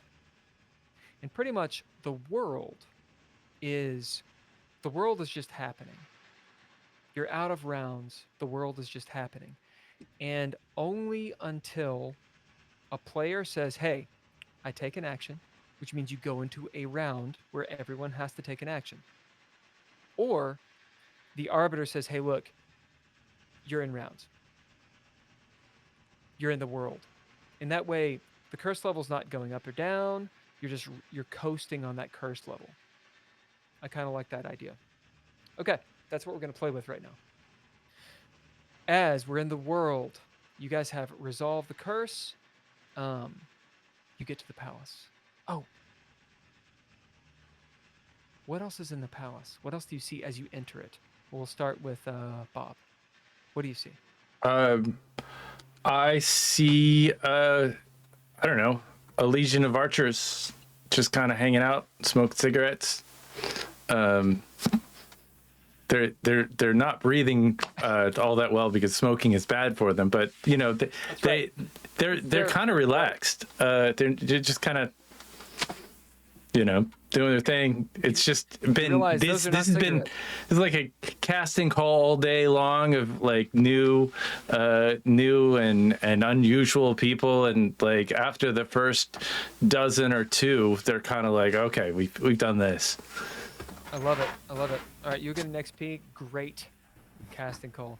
And finally, Connor, as you enter the main vestibule, which is the royal's chamber, what do you all see?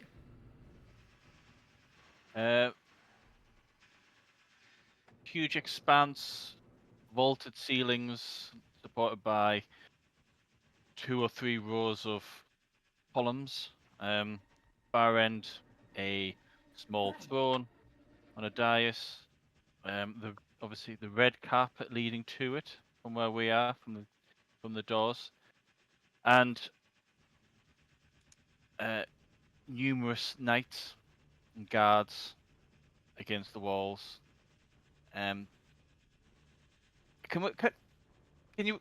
we resolve a conflict before anything happens, so that we don't have to worry about it in the scene? Because I'm thinking all the stuff that's been said by Bob and Clem, people may have rushed on ahead, so the guards in this place have an idea of these two could cause a fight or upset someone, so the guards will be on edge already because they've been forewarned even before we've said anything. That's a very good resolution to a curse, but you'll have to do it on one of your actions. So keep it in mind. Right, okay. Okay. Yeah, yep. No, that's fine. That's fine. All right. So I have left out Clem on purpose because the action will be on you since you had taken charge leading into the scene. Okay. As Clem, you walk up and you see all of these things. You're flanked by your 2 people. At the last moment, for some reason, you're in the center, and the royals are looking at you, not the sibling to your right, not Connor. With Connor, you can decide how that makes you feel. I don't know what they're called. The person who announces people says, "The Queen, Her Royal Highness, etc., Regent Helena Vortigern, shall see now these 2," as the guy looks over, "3 would-be adventurers." Who did they leave out? Who knows? You see Queen Helena. Back a few feet, and to her right is the king. They are in full regalia. Think Egyptian, think gold, silver, big hats, lots of unnecessary jewelry. If you've seen Apocalypto, when they get to the top of the ziggurat, how they look, just replete with decadence. Extremely tall ears, angular features. They almost look alien to Clem and Bob. These Denna actually do look a little bit different. As she looks down with actually kind eyes in some way, these sort of black orbs. "You have come before us to help the Western Kingdoms in this time of woe." The palace shakes. some dust. People kind of look around. The queen looks around. Very calm. Another quake. She thinks, looking back to you, Clem. You have brought who before us? Who are you? Okay, I'm going to take the roleplay action. I'll take bow a little bit and say, Your Grace, thank you for receiving us. I am Clem. This is my friend Bob Baker and our spokesman Connor. And then I will step aside and let Connor. Bob Baker, you just get an XP for your name. Go. Connor? Sorry? It's on you. Oh, Clem has stepped to the side. Now, Clem, are you resolving the curse? Can I think about it for a second? You can. Okay. Connor. I am Connor. Insert lineage and so forth. Let's find out what is Connor's last name. What's his surname? Carleth. What is it? Carleth. Carla. I love it. Beth. Connor Carla. Okay.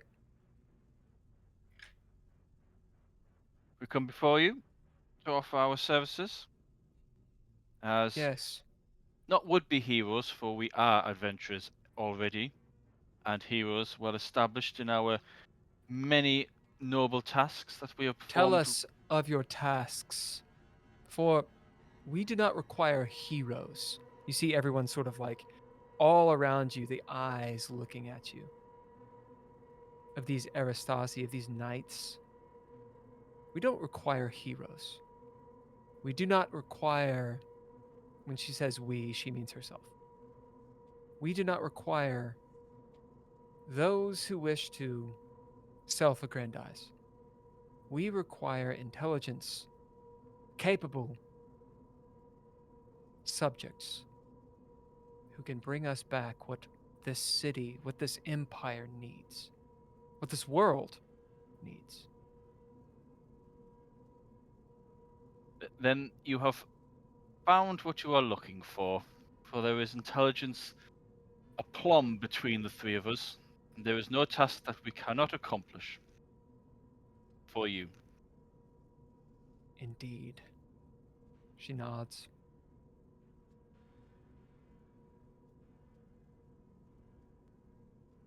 Prove it.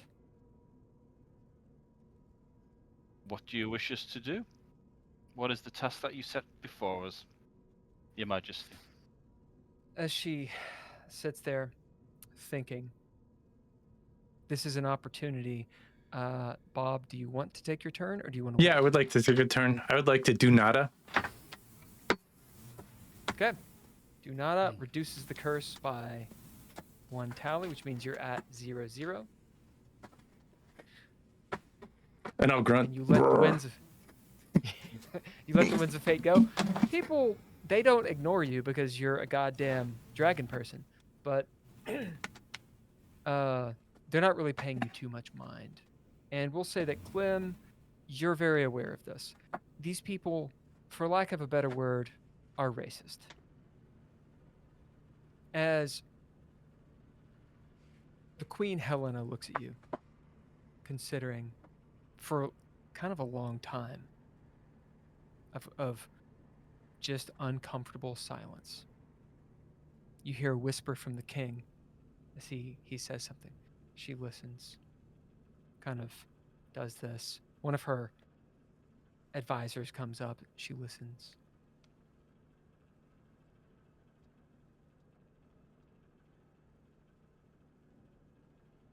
You know the state of our empire, do you not?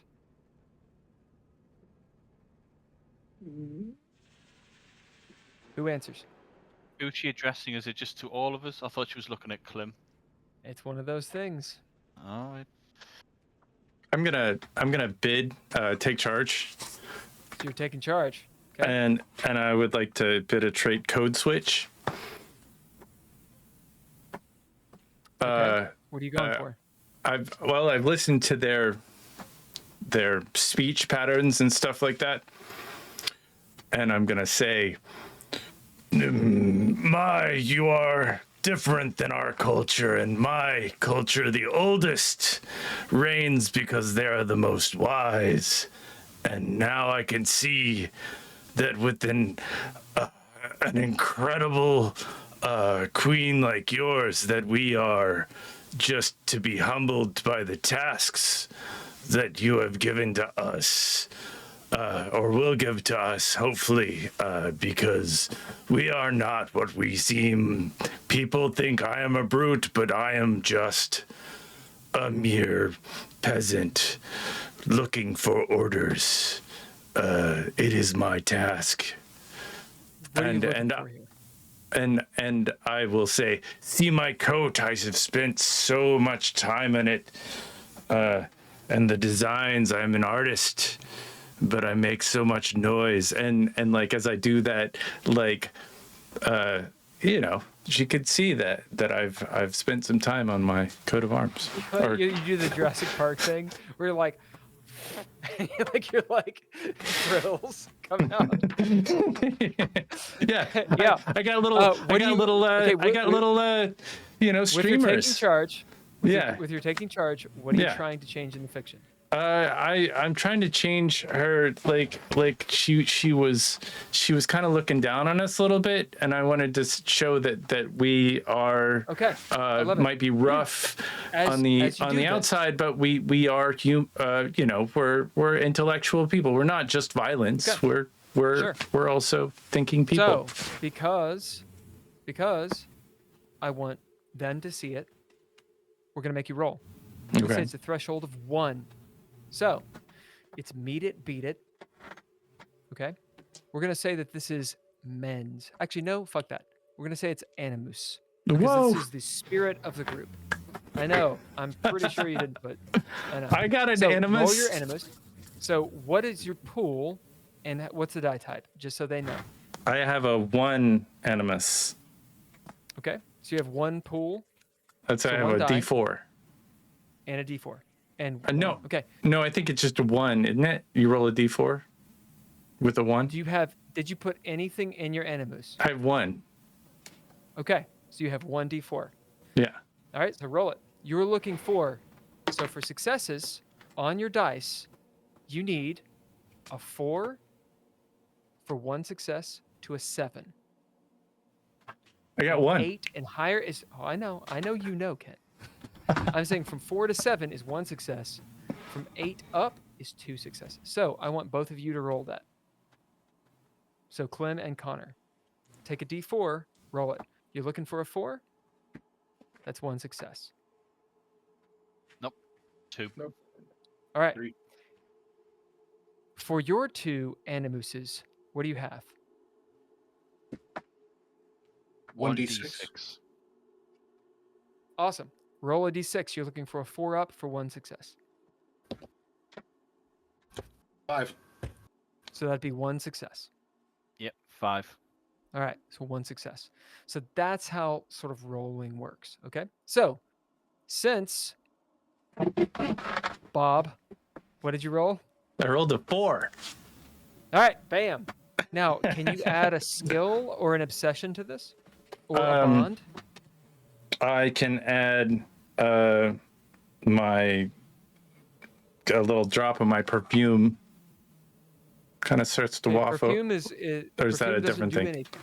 It doesn't Now, do perfume, anything. it's up to the arbiter to be like, okay, well, the threshold is maybe something different. But mechanically, that's all ad hoc. Well, I could add my skill leatherwork, because that's what I use to discuss. Like that's, I was kind of showing off my leatherwork to show that I was not just a simple dragon. Sure, but, sure. But In that case, that would mean you have 3 successes. Yeah, So 3 successes. 2 for the skill and 1 because of the roll. Mm-hmm. Okay.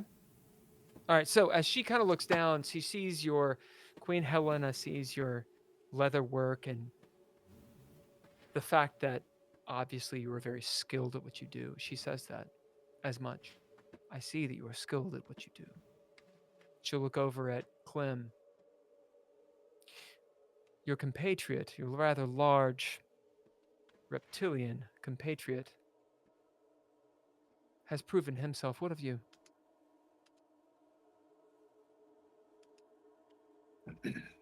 This mail, these scales, are 1,000 scales from the armor of the dead, from the army, the man that murdered my father.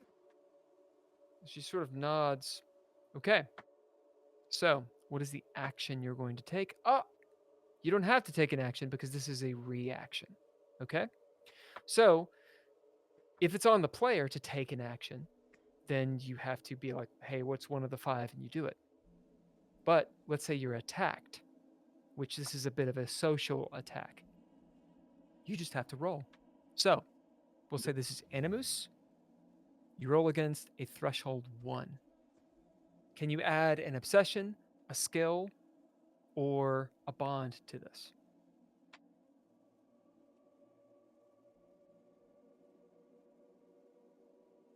Or is there something that would reduce that down? Although I want you to roll just so you get the feel for rolling. Yeah. I was thinking I could give her my brutal gaze while I did it. Sure. I That's love not it. really going to help. I mean, story-wise. I mean, it makes her stop. That's an ability that makes sense of, hey, look, move on. That would make sense for a queen, right? I can also add my obsession of death. Okay, how does that apply? In the 1,000 people that I murdered to make my armor. I love it. I love it. So your obsession, so that gives you, what does obsession give you? +1. +1. So you Plus- you are already succeeding. Okay. So Okay. boom, you do it, but we're going to roll nonetheless. Can you add a skill?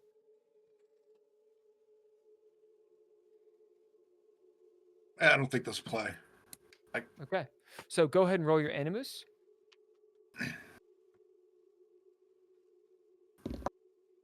This is 5. Which means how many successes? 2. 1. Right. Oh, Just 1? 2 total. Okay. 2 total. 2 right? total. Right. Yeah, exactly. So meet it, beat it. As she looks at you, seeing this chainmail, nodding. You know, we'll say that. So this isn't in the rules. I'm trying to figure out degrees of success thus far in the rules. But you'll note, Clem, you see the queen. She obviously, she's quite young, maybe in her 20s, right? It's kind of hard to tell with Denna. They're a All different the same. race. Yeah, they all look the same. You don't know. They're literally a different race. Okay. Old She Denna doesn't look look the very same. old. They don't. She doesn't look very old, but it seems like she has seen something about death and life as she nods and moves on. So you can see that she has had some hardship in her life. As we go to Connor, and you, Sigh. Now, out of game. Sigh is like saying sir. It is an honorific. Sai, S-A-I, means she is showing Connor respect. Okay? She's racist. Sai, and you.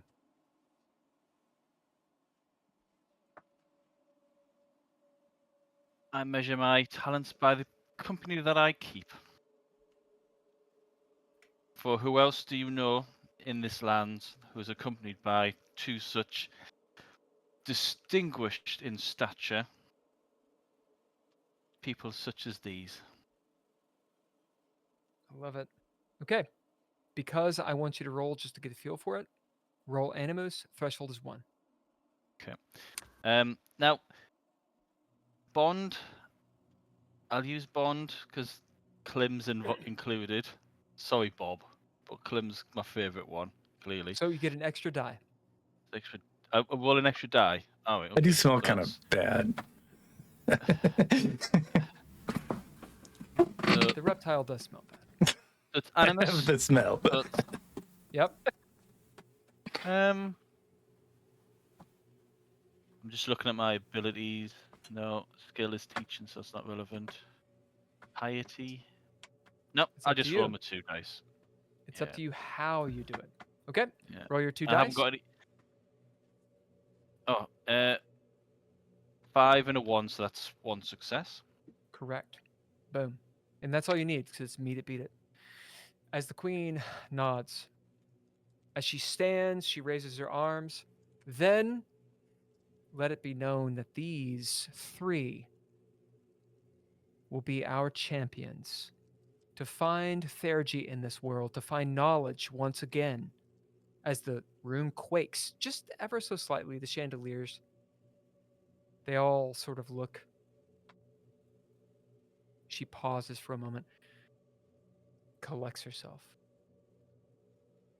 My champions, when you return, depending on your return, the state of which you return, the more you bring, the more knowledge, the greater the Theurgic, the greater the reward.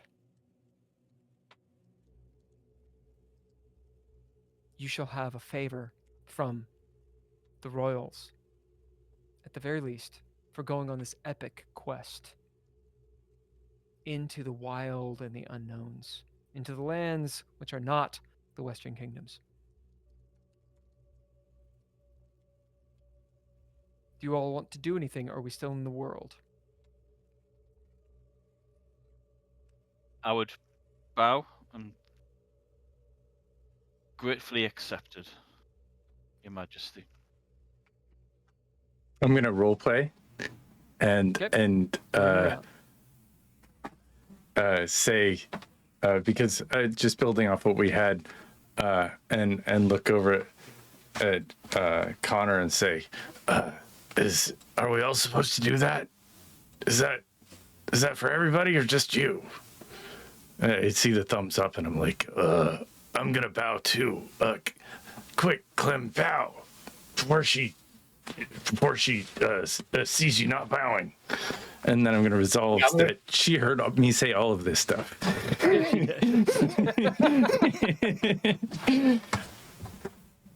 Yeah, I'll take the role play action too. Okay. Bump my chest a couple of times, give the bow. Your Grace, you will not be disappointed. And then turn to leave, and that's how I'm gonna. Do you resolve the curse? Yes, I'm gonna resolve the curse by when I turn to leave. I'm gonna bump into Darius, I love the it. guard that was mad at me. As Darius, we'll say this is not in the game. I don't know why I'm pulling this mechanic. There's a thing called a fate roll. Oh yeah, Fate I roll. know the fate rolls. I think a fate roll actually applies in this game. I think it's such a good idea. So Yeah, a fate I roll like the is fate this. roll. Anyone that is not you, it can roll. So in the group, anyone who is not the person involved or the people that are involved can roll. There is one person that says they are fortune. There's one person that says they are false fortune. Okay? You both roll a d100. Now the arbiter determines the stakes. So, whoever is highest wins. This is how it works. Fortune. I'll let Connor decide. Easy. False fortune is this. Darius becomes a bit of a villain. Okay? He's someone who, since you've knocked into him, it's not right now. He's not like a big baddie or anything, like the crime boss, whatever, overlord. But he's someone who begins to work against you. He does not want you to succeed. That's false fortune. You have offended him. And he's petty and it's gonna get in him. And somehow in the fiction that will come out. That's false fortune. Fortune. You actually come off a little better. The fact that this guard is in your way, you are an adventurer, and it actually makes you look better. Okay? So, who is fortune? Who is false fortune? I'll go for false. Okay. Roll d100s. Uh-oh. I got more than 50. 70 here. Oh, so you win. I got False more than fortune. 50. Now, in Dreadlore, you have like rerolls and everything. In Fate or in Curse, you don't. So, as Clem, you knock into this guy. He actually falls. Ugh. You know, like rolls and like hits someone. Maybe they spill their wine on his face. Psh, people laugh as he gets up, and you just see in his eyes, Clem. This guy is your enemy. As he melts off into the shadows. Can't do anything about it. So that's part of the fate roll. Part of the fate. That guy, some way down the way, he's going to shit in your Cheerios. I love it. You get an XP for that because it's very cool. Okay. Last moments, because I know you guys gotta go with your time. As you leave, in very much a similar fashion that you saw before, you are paraded down this time, though. Celebrated. Men, women, anything you can imagine, flaunting themselves at you, throwing incense and rose petals and all sorts of things as you guys are paraded out of the upper echelons of Coblix into the mid city. The gates open with triumphant march, trumpets blasting as you guys go into the lower ward. You're on the royal road. Now it's cobblestone.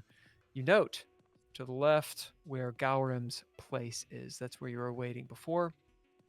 The theater bit is still going on. It's like they just keep on doing it throughout the day. Same show over and over and over. You know, there's a tip jar. You're throwing in coins and shit. You notice that one dude still there, that musician. He catches your eye. Whoever wants to catch his eye, he catches your eye. He does seem important. Not necessarily. He seems important. He's like maybe playing some craps, some gambling game with people, as he just happens to note you guys. Hey, I will take charge. Okay, so we're out of the world on you. And I'll walk over to Ichabod, and I'll say, and I'll drop like a little, like I've got this little leather working thing that I'm just gonna rip him off a little piece of my leather and say, you seem important. As what do you want? that, Why'd you look at me? And I'm gonna say he takes.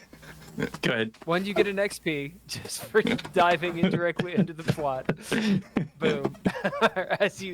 The rest of you, let me pause you really quick. What are you other two doing as this is happening? Shaking my head in despair once again.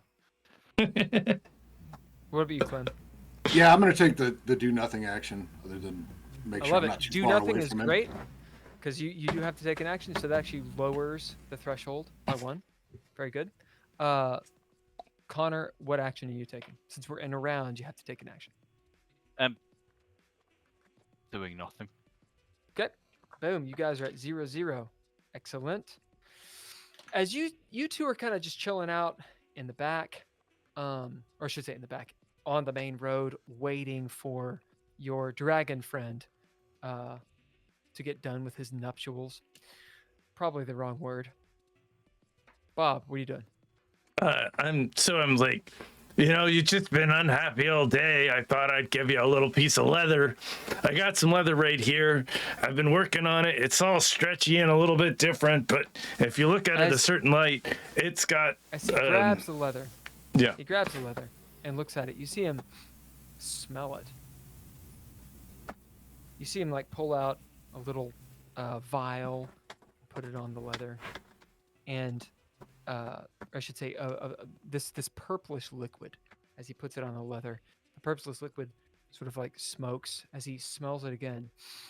It smells like cotton candy to you. Mm. As he kind of tastes the air. Good fortune, sir. Good fortune. My name's Ichabod. I see you two. You three. You three. I see adventure in your eyes. Do you need someone that knows things? Perhaps a little of the lore, a little of the alchemy. Although I ain't got much other than that. And a guitar.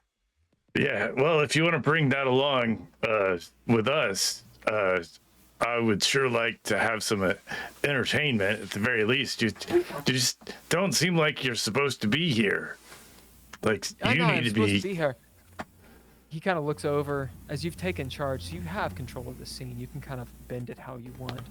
But he looks longingly. You can tell. What was the bid you had? What was the trait? Take charge, and I Yeah, that was didn't. the action. What was the trait? I didn't have a trait. I'm gonna do glimmers. Eyes with glimmering eyes. You know, I got that little sparkle in my eye because I'm not a pretty. I'm not a pretty man. How about stars in the eyes? Yeah, stars in the eyes. Yeah. Starry-eyed. As he's being starry-eyed, you naive reptile person. But you sense, with stars in the eyes, a romanticism within Ichabod. Ichabod is a romantic, a hopeless romantic, as he looks longingly towards the mid-city, where there's no doubt, you can tell, you being a reptile person, he is in love with someone above his station. You just know it. Let's just make a roll. You're the only one that rolls. You know what? We're not going to give you a roll. You two, I'm going to make you roll since you're new to the system. So, it's up to you. Corpus, Animus, spirit, or mental. What do you want to get out of this? As you've taken the do not a scene, so it's my agency. What do you guys get? We'll say it's a threshold 2 to understand something about Ichabod. Is it possible to change action? Because no, it's been right. Okay. Same round. Oh, right. Action cannot be changed. How long does a round go on for then? Until everyone has gone. So that includes antagonists and NPCs. So the idea is, if you declare an action, you're like, oh, wait, hold on. So long as that action isn't resolved, you can change it, right? Yeah. But once it's a part of the fiction, it's done. You gotta go to the next round, and that is on the arbiter to decide. So in the system, I wouldn't be able to just say, "Oh, I've just remembered. I want to ask someone." So it's not even related to what's going on with Bob. Simply say, "I want to speak to someone," and find out next what round. the hell's going with the tremor. That'd be next round. Yeah. Oh, okay. And that'd be great for the next round. Yeah. Okay. So, what are you guys going to roll to glean something about the situation or about what's going on with Ichabod? Men's, I think. Okay. Threshold is 2. Now, to give a little fluidity in the system. And I've got Hawkshaw, which is to do with spotting stuff.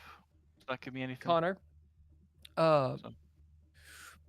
with that ability, we'll say it's a threshold 1 for you. Clem, what are you doing? What is it? What are you rolling? Purpose. Do it. 7. So how many successes is that?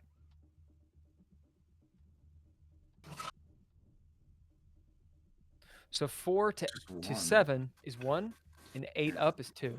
So that means on any dice or any die, you can gain 2 successes, right? Unless it's, not a D8.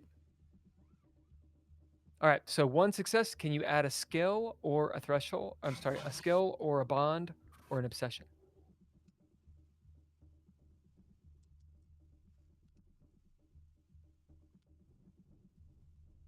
No, I don't think so. Okay, so 1, you get 1 success. With Corpus, degrees of success style. And this is completely on the arbiter, okay? Clem, you look over, and by and large, Ichabod looks like he's not a fighter. He's a musician. Doesn't look particularly hardy or worthwhile in a fight. I mean, obviously you'd want more people, right? But he's not a fighter. That's what you're going to get from him. Connor, what about you? 1 success. With 1 success, also failing the threshold. No, the And your threshold was roll- 1. Oh, threshold four, 1, right? sure. Indeed. Yeah. You get an XP because I was wrong. Well done. As you'd use your ability to reduce it, Yeah. you can see Ichabod is extremely intelligent and has a lot of knowledge. Maybe not about useful stuff, but about esoteric things. Perhaps things like Theurgy. Who knows? Some of it may be true, some of it maybe not. As a reaction, Okay. can I just tap Clem on the arm and say, I Just think we need behavior. him. That is a think behavior. we- You can just keep doing it. I think we need him. The one who's talking to Bob at the moment. Doesn't look like much good in a fight.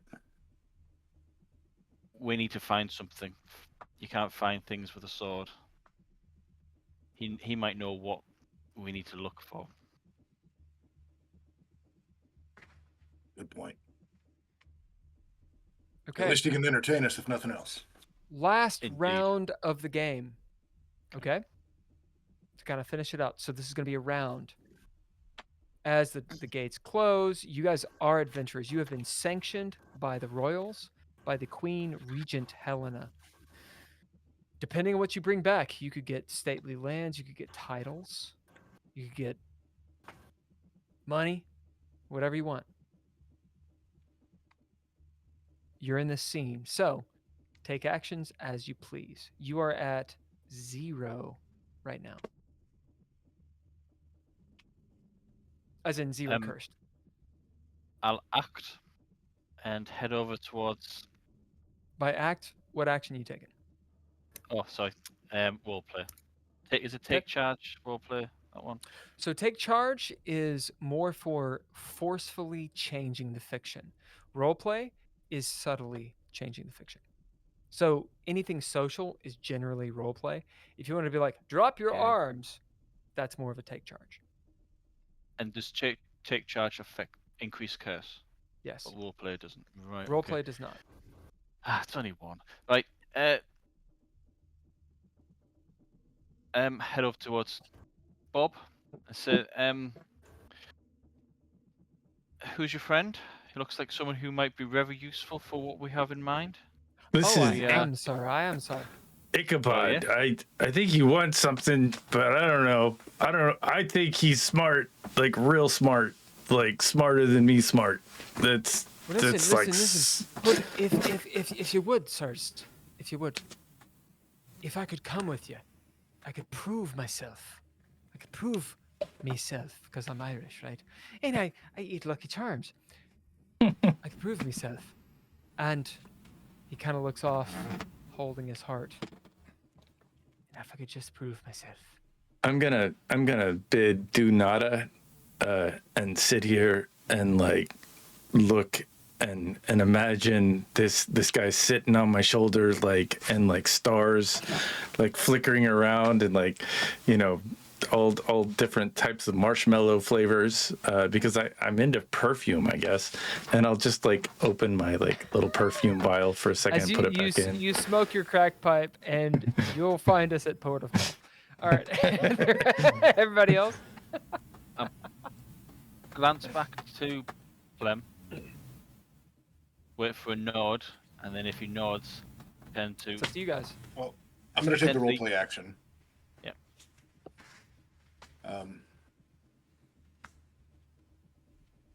Look down at Ichabod. Oh, and who is it you're proving yourself to? You get an XP. Very good. Let me find it in my notes.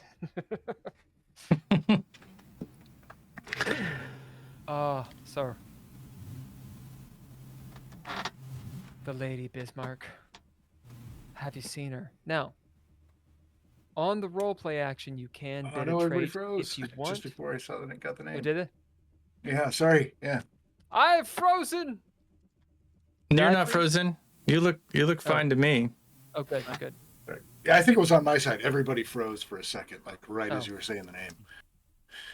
As he says, the Lady Bismarck.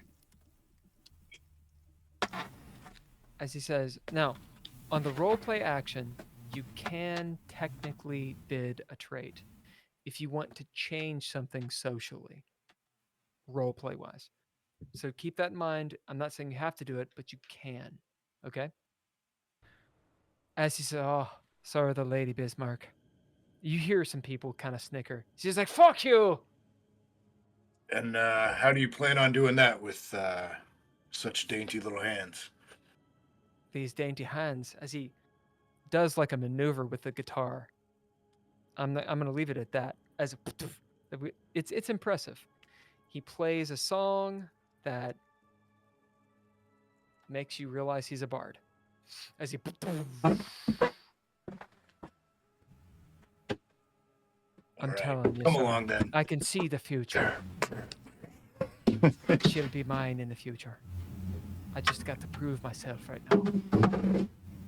You could prove Right. yourself to us now if you can explain, if you know, the tremors beyond the wall. So we have a take charge action, which does increase curse. Resolve this, and we'll go to the next part.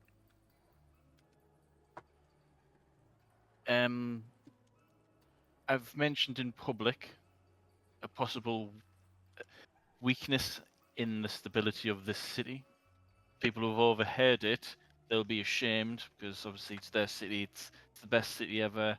But I've just highlighted the fact that there seems to be mild earthquakes going on, and there's obviously a reason for the region to be sending out people to find Theurgic. I like the idea, playtest wise, that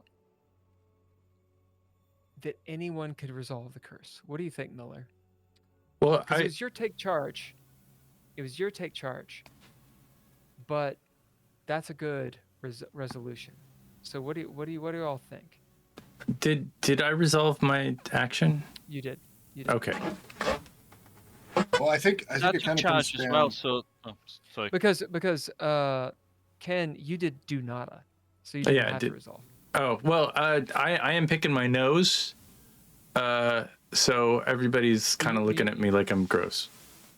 Right. So the idea is it on the player to resolve, or is it more chaotic to say, hey, anyone can resolve, or is it on the player to resolve? My idea was whoever takes the action that increases curse has to resolve. Okay, that makes their sense. Yeah. turn. It's their Yeah. turn, and they can take suggestions. Yeah. What do you all think?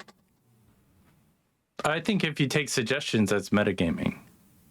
Is that unless somebody role played and then the suggestions can go through role playing.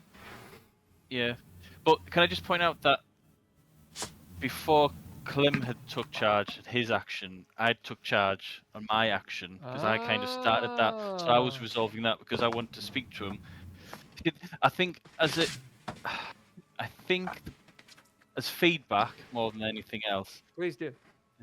with the system that you've got, the order of things is chaotic. So I might start something and then another player then has their action Finishes before it. I've resolved my action, which is natural flow. But it means that what I had in mind is completely derailed, So you know which what? is fine.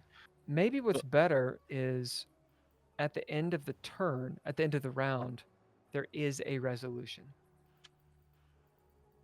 So at the end, there's one resolution. That might be interesting.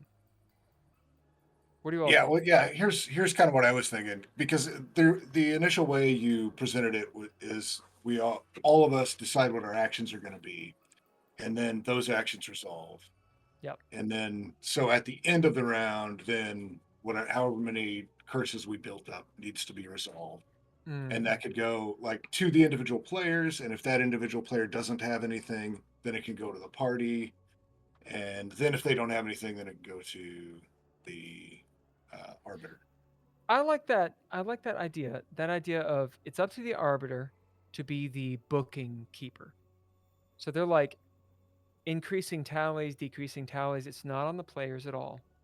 And they say, okay, you need to resolve this many times.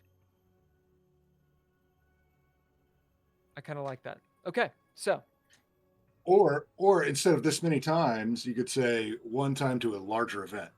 Sure. So like a larger curse level. Yeah, interesting.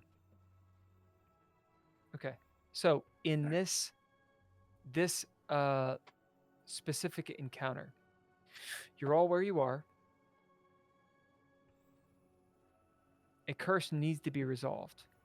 Okay, you have Ichabod, who said what he said. I want, if I can just prove myself. Right? There's the fanfare. You guys are ushered out of the city. You're being ushered out of the city to go do the adventure, which is define technology and understanding and such. Everyone is taken in action. You have the opportunity to gain Ichabod as an NPC if you wish. So, what is the curse level here? Right now, we're at 0. How do we resolve? But does he not need to answer the question first before we can resolve? Because he's your character, the NPC, is resolving the round because we've all had a conversation with him. Klim's gleaned some information, but I've asked him directly, what can you tell us about the tremors? The tremors. Okay. I love that. So, are you going to resolve this curse, or am I? Ergo, is it a darker thing that he says, or is it the thing I have written down? I take that. I'm more than happy for a narrator or a storyteller to screw over the players as often as possible. It is an 18% chance. Is the resolution? Can anyone resolve, or does it need to be from? I think it has to be on the player. I think that makes more sense. All right, so we're gonna roll randomly. Miller, will you roll me a d6, please? Tell me if it's a 1. There's a 6. All right, it is not. So there's no curse, as Ichabod says of the tremors. You might want to get a beer for this one. Or a drink of some sort. Bartender! As you all sit down for a moment, and there's some time that passes as Ichabod tells you a little bit about the lore. And this is what he says. So from the ages of old, the great alchemist, the great alchemist has told us that, Craster will end. Slowly but surely, and these tremors are just the beginning of it. If you believe the cant, though, or the chant, if you will. Some say there's these things called world machines, right? And these world machines are malfunctioning. These world machines, they're Theurgic, okay? They're Theurgic. If only they had someone that could fix them. Perhaps it's something from beyond as he looks up into the sky, exacting its vengeance on us. Who knows? There's a story of the brilliant octet, Lumina and Avakeen and the Kal and all the rest of them. And they're not so happy that we've been ignoring their prayers. Some people say that. But as for me, myself, I think it's the world machines. That's what he says. Is it okay if we wrap it up there? Because it's 1:45. That is where we're going to here. end, guys. Okay, how many XP did you all get? I got I 7. didn't write it down. I got You got 7. 7? I think I got them all. Did you get 12? No. I mean, I think I got all of them How as many we did you were get? playing. If I remember to write them down, I am on 5. Okay. And what about you? I John? think maybe 3 or Okay. 4, something like This that. is very good because the idea is 12 XP is like 2 to 3 sessions. So very good. Okay, so all of you get to advance because the Arbiter says so. Oh, It's in your wow. purview. That's huge. We get one Okay. more. That means that we can add more to our mens or animus or corpus. Yeah, so what it means is this. You get to boost one of your die types, so on your aspects, or add one to your pool of one of your aspects. You can also gain a trait, gain a skill, gain a bond, or gain an ability. So mark that down, and assuming we go into the next. And how many traits do we start off with, just so they can keep You have that? 7. You have 7 that you have. So if you gained have a a trait, even maximum. if you didn't write it down, you can have 8 traits. Correct. Is You that can have a correct? maximum of 24. Yeah. That's how many you get. All right. You guys, thank you very much for playing. Yeah, it's awesome. And for staying up late and all that stuff. I hope it was fun. I would love to hear your feedback later. Yeah, I'll probably drop some in the channel. Awesome. Discord. So there is an adventure. Obviously, this is the session 0. That is about 4 sessions. So if you guys want to play, we can figure out a time and such. If you don't, it's totally cool. Regardless, thank you. Yeah, thanks for running. It was pretty fun. Yeah, good. It's good fun. Ken, you want to lead us out? Well, Did go ahead. Shogoff not put in a message that he had some feedback? It came up in the top right-hand corner. Oh, I did not see it. I think we're wrapped now. Well, we'll work that out in a second, and I'll just get us to not stream. This has been an Indie RPG live play. Thanks all lowercase letters for the music, as well as Mr. Interrupt, Couchfire Media for the production, Tori Productions for whatever it is they do. Thank you guys for being a part of this, because that's awesome. That's all I got. Yeah. Cheers. Thank you guys.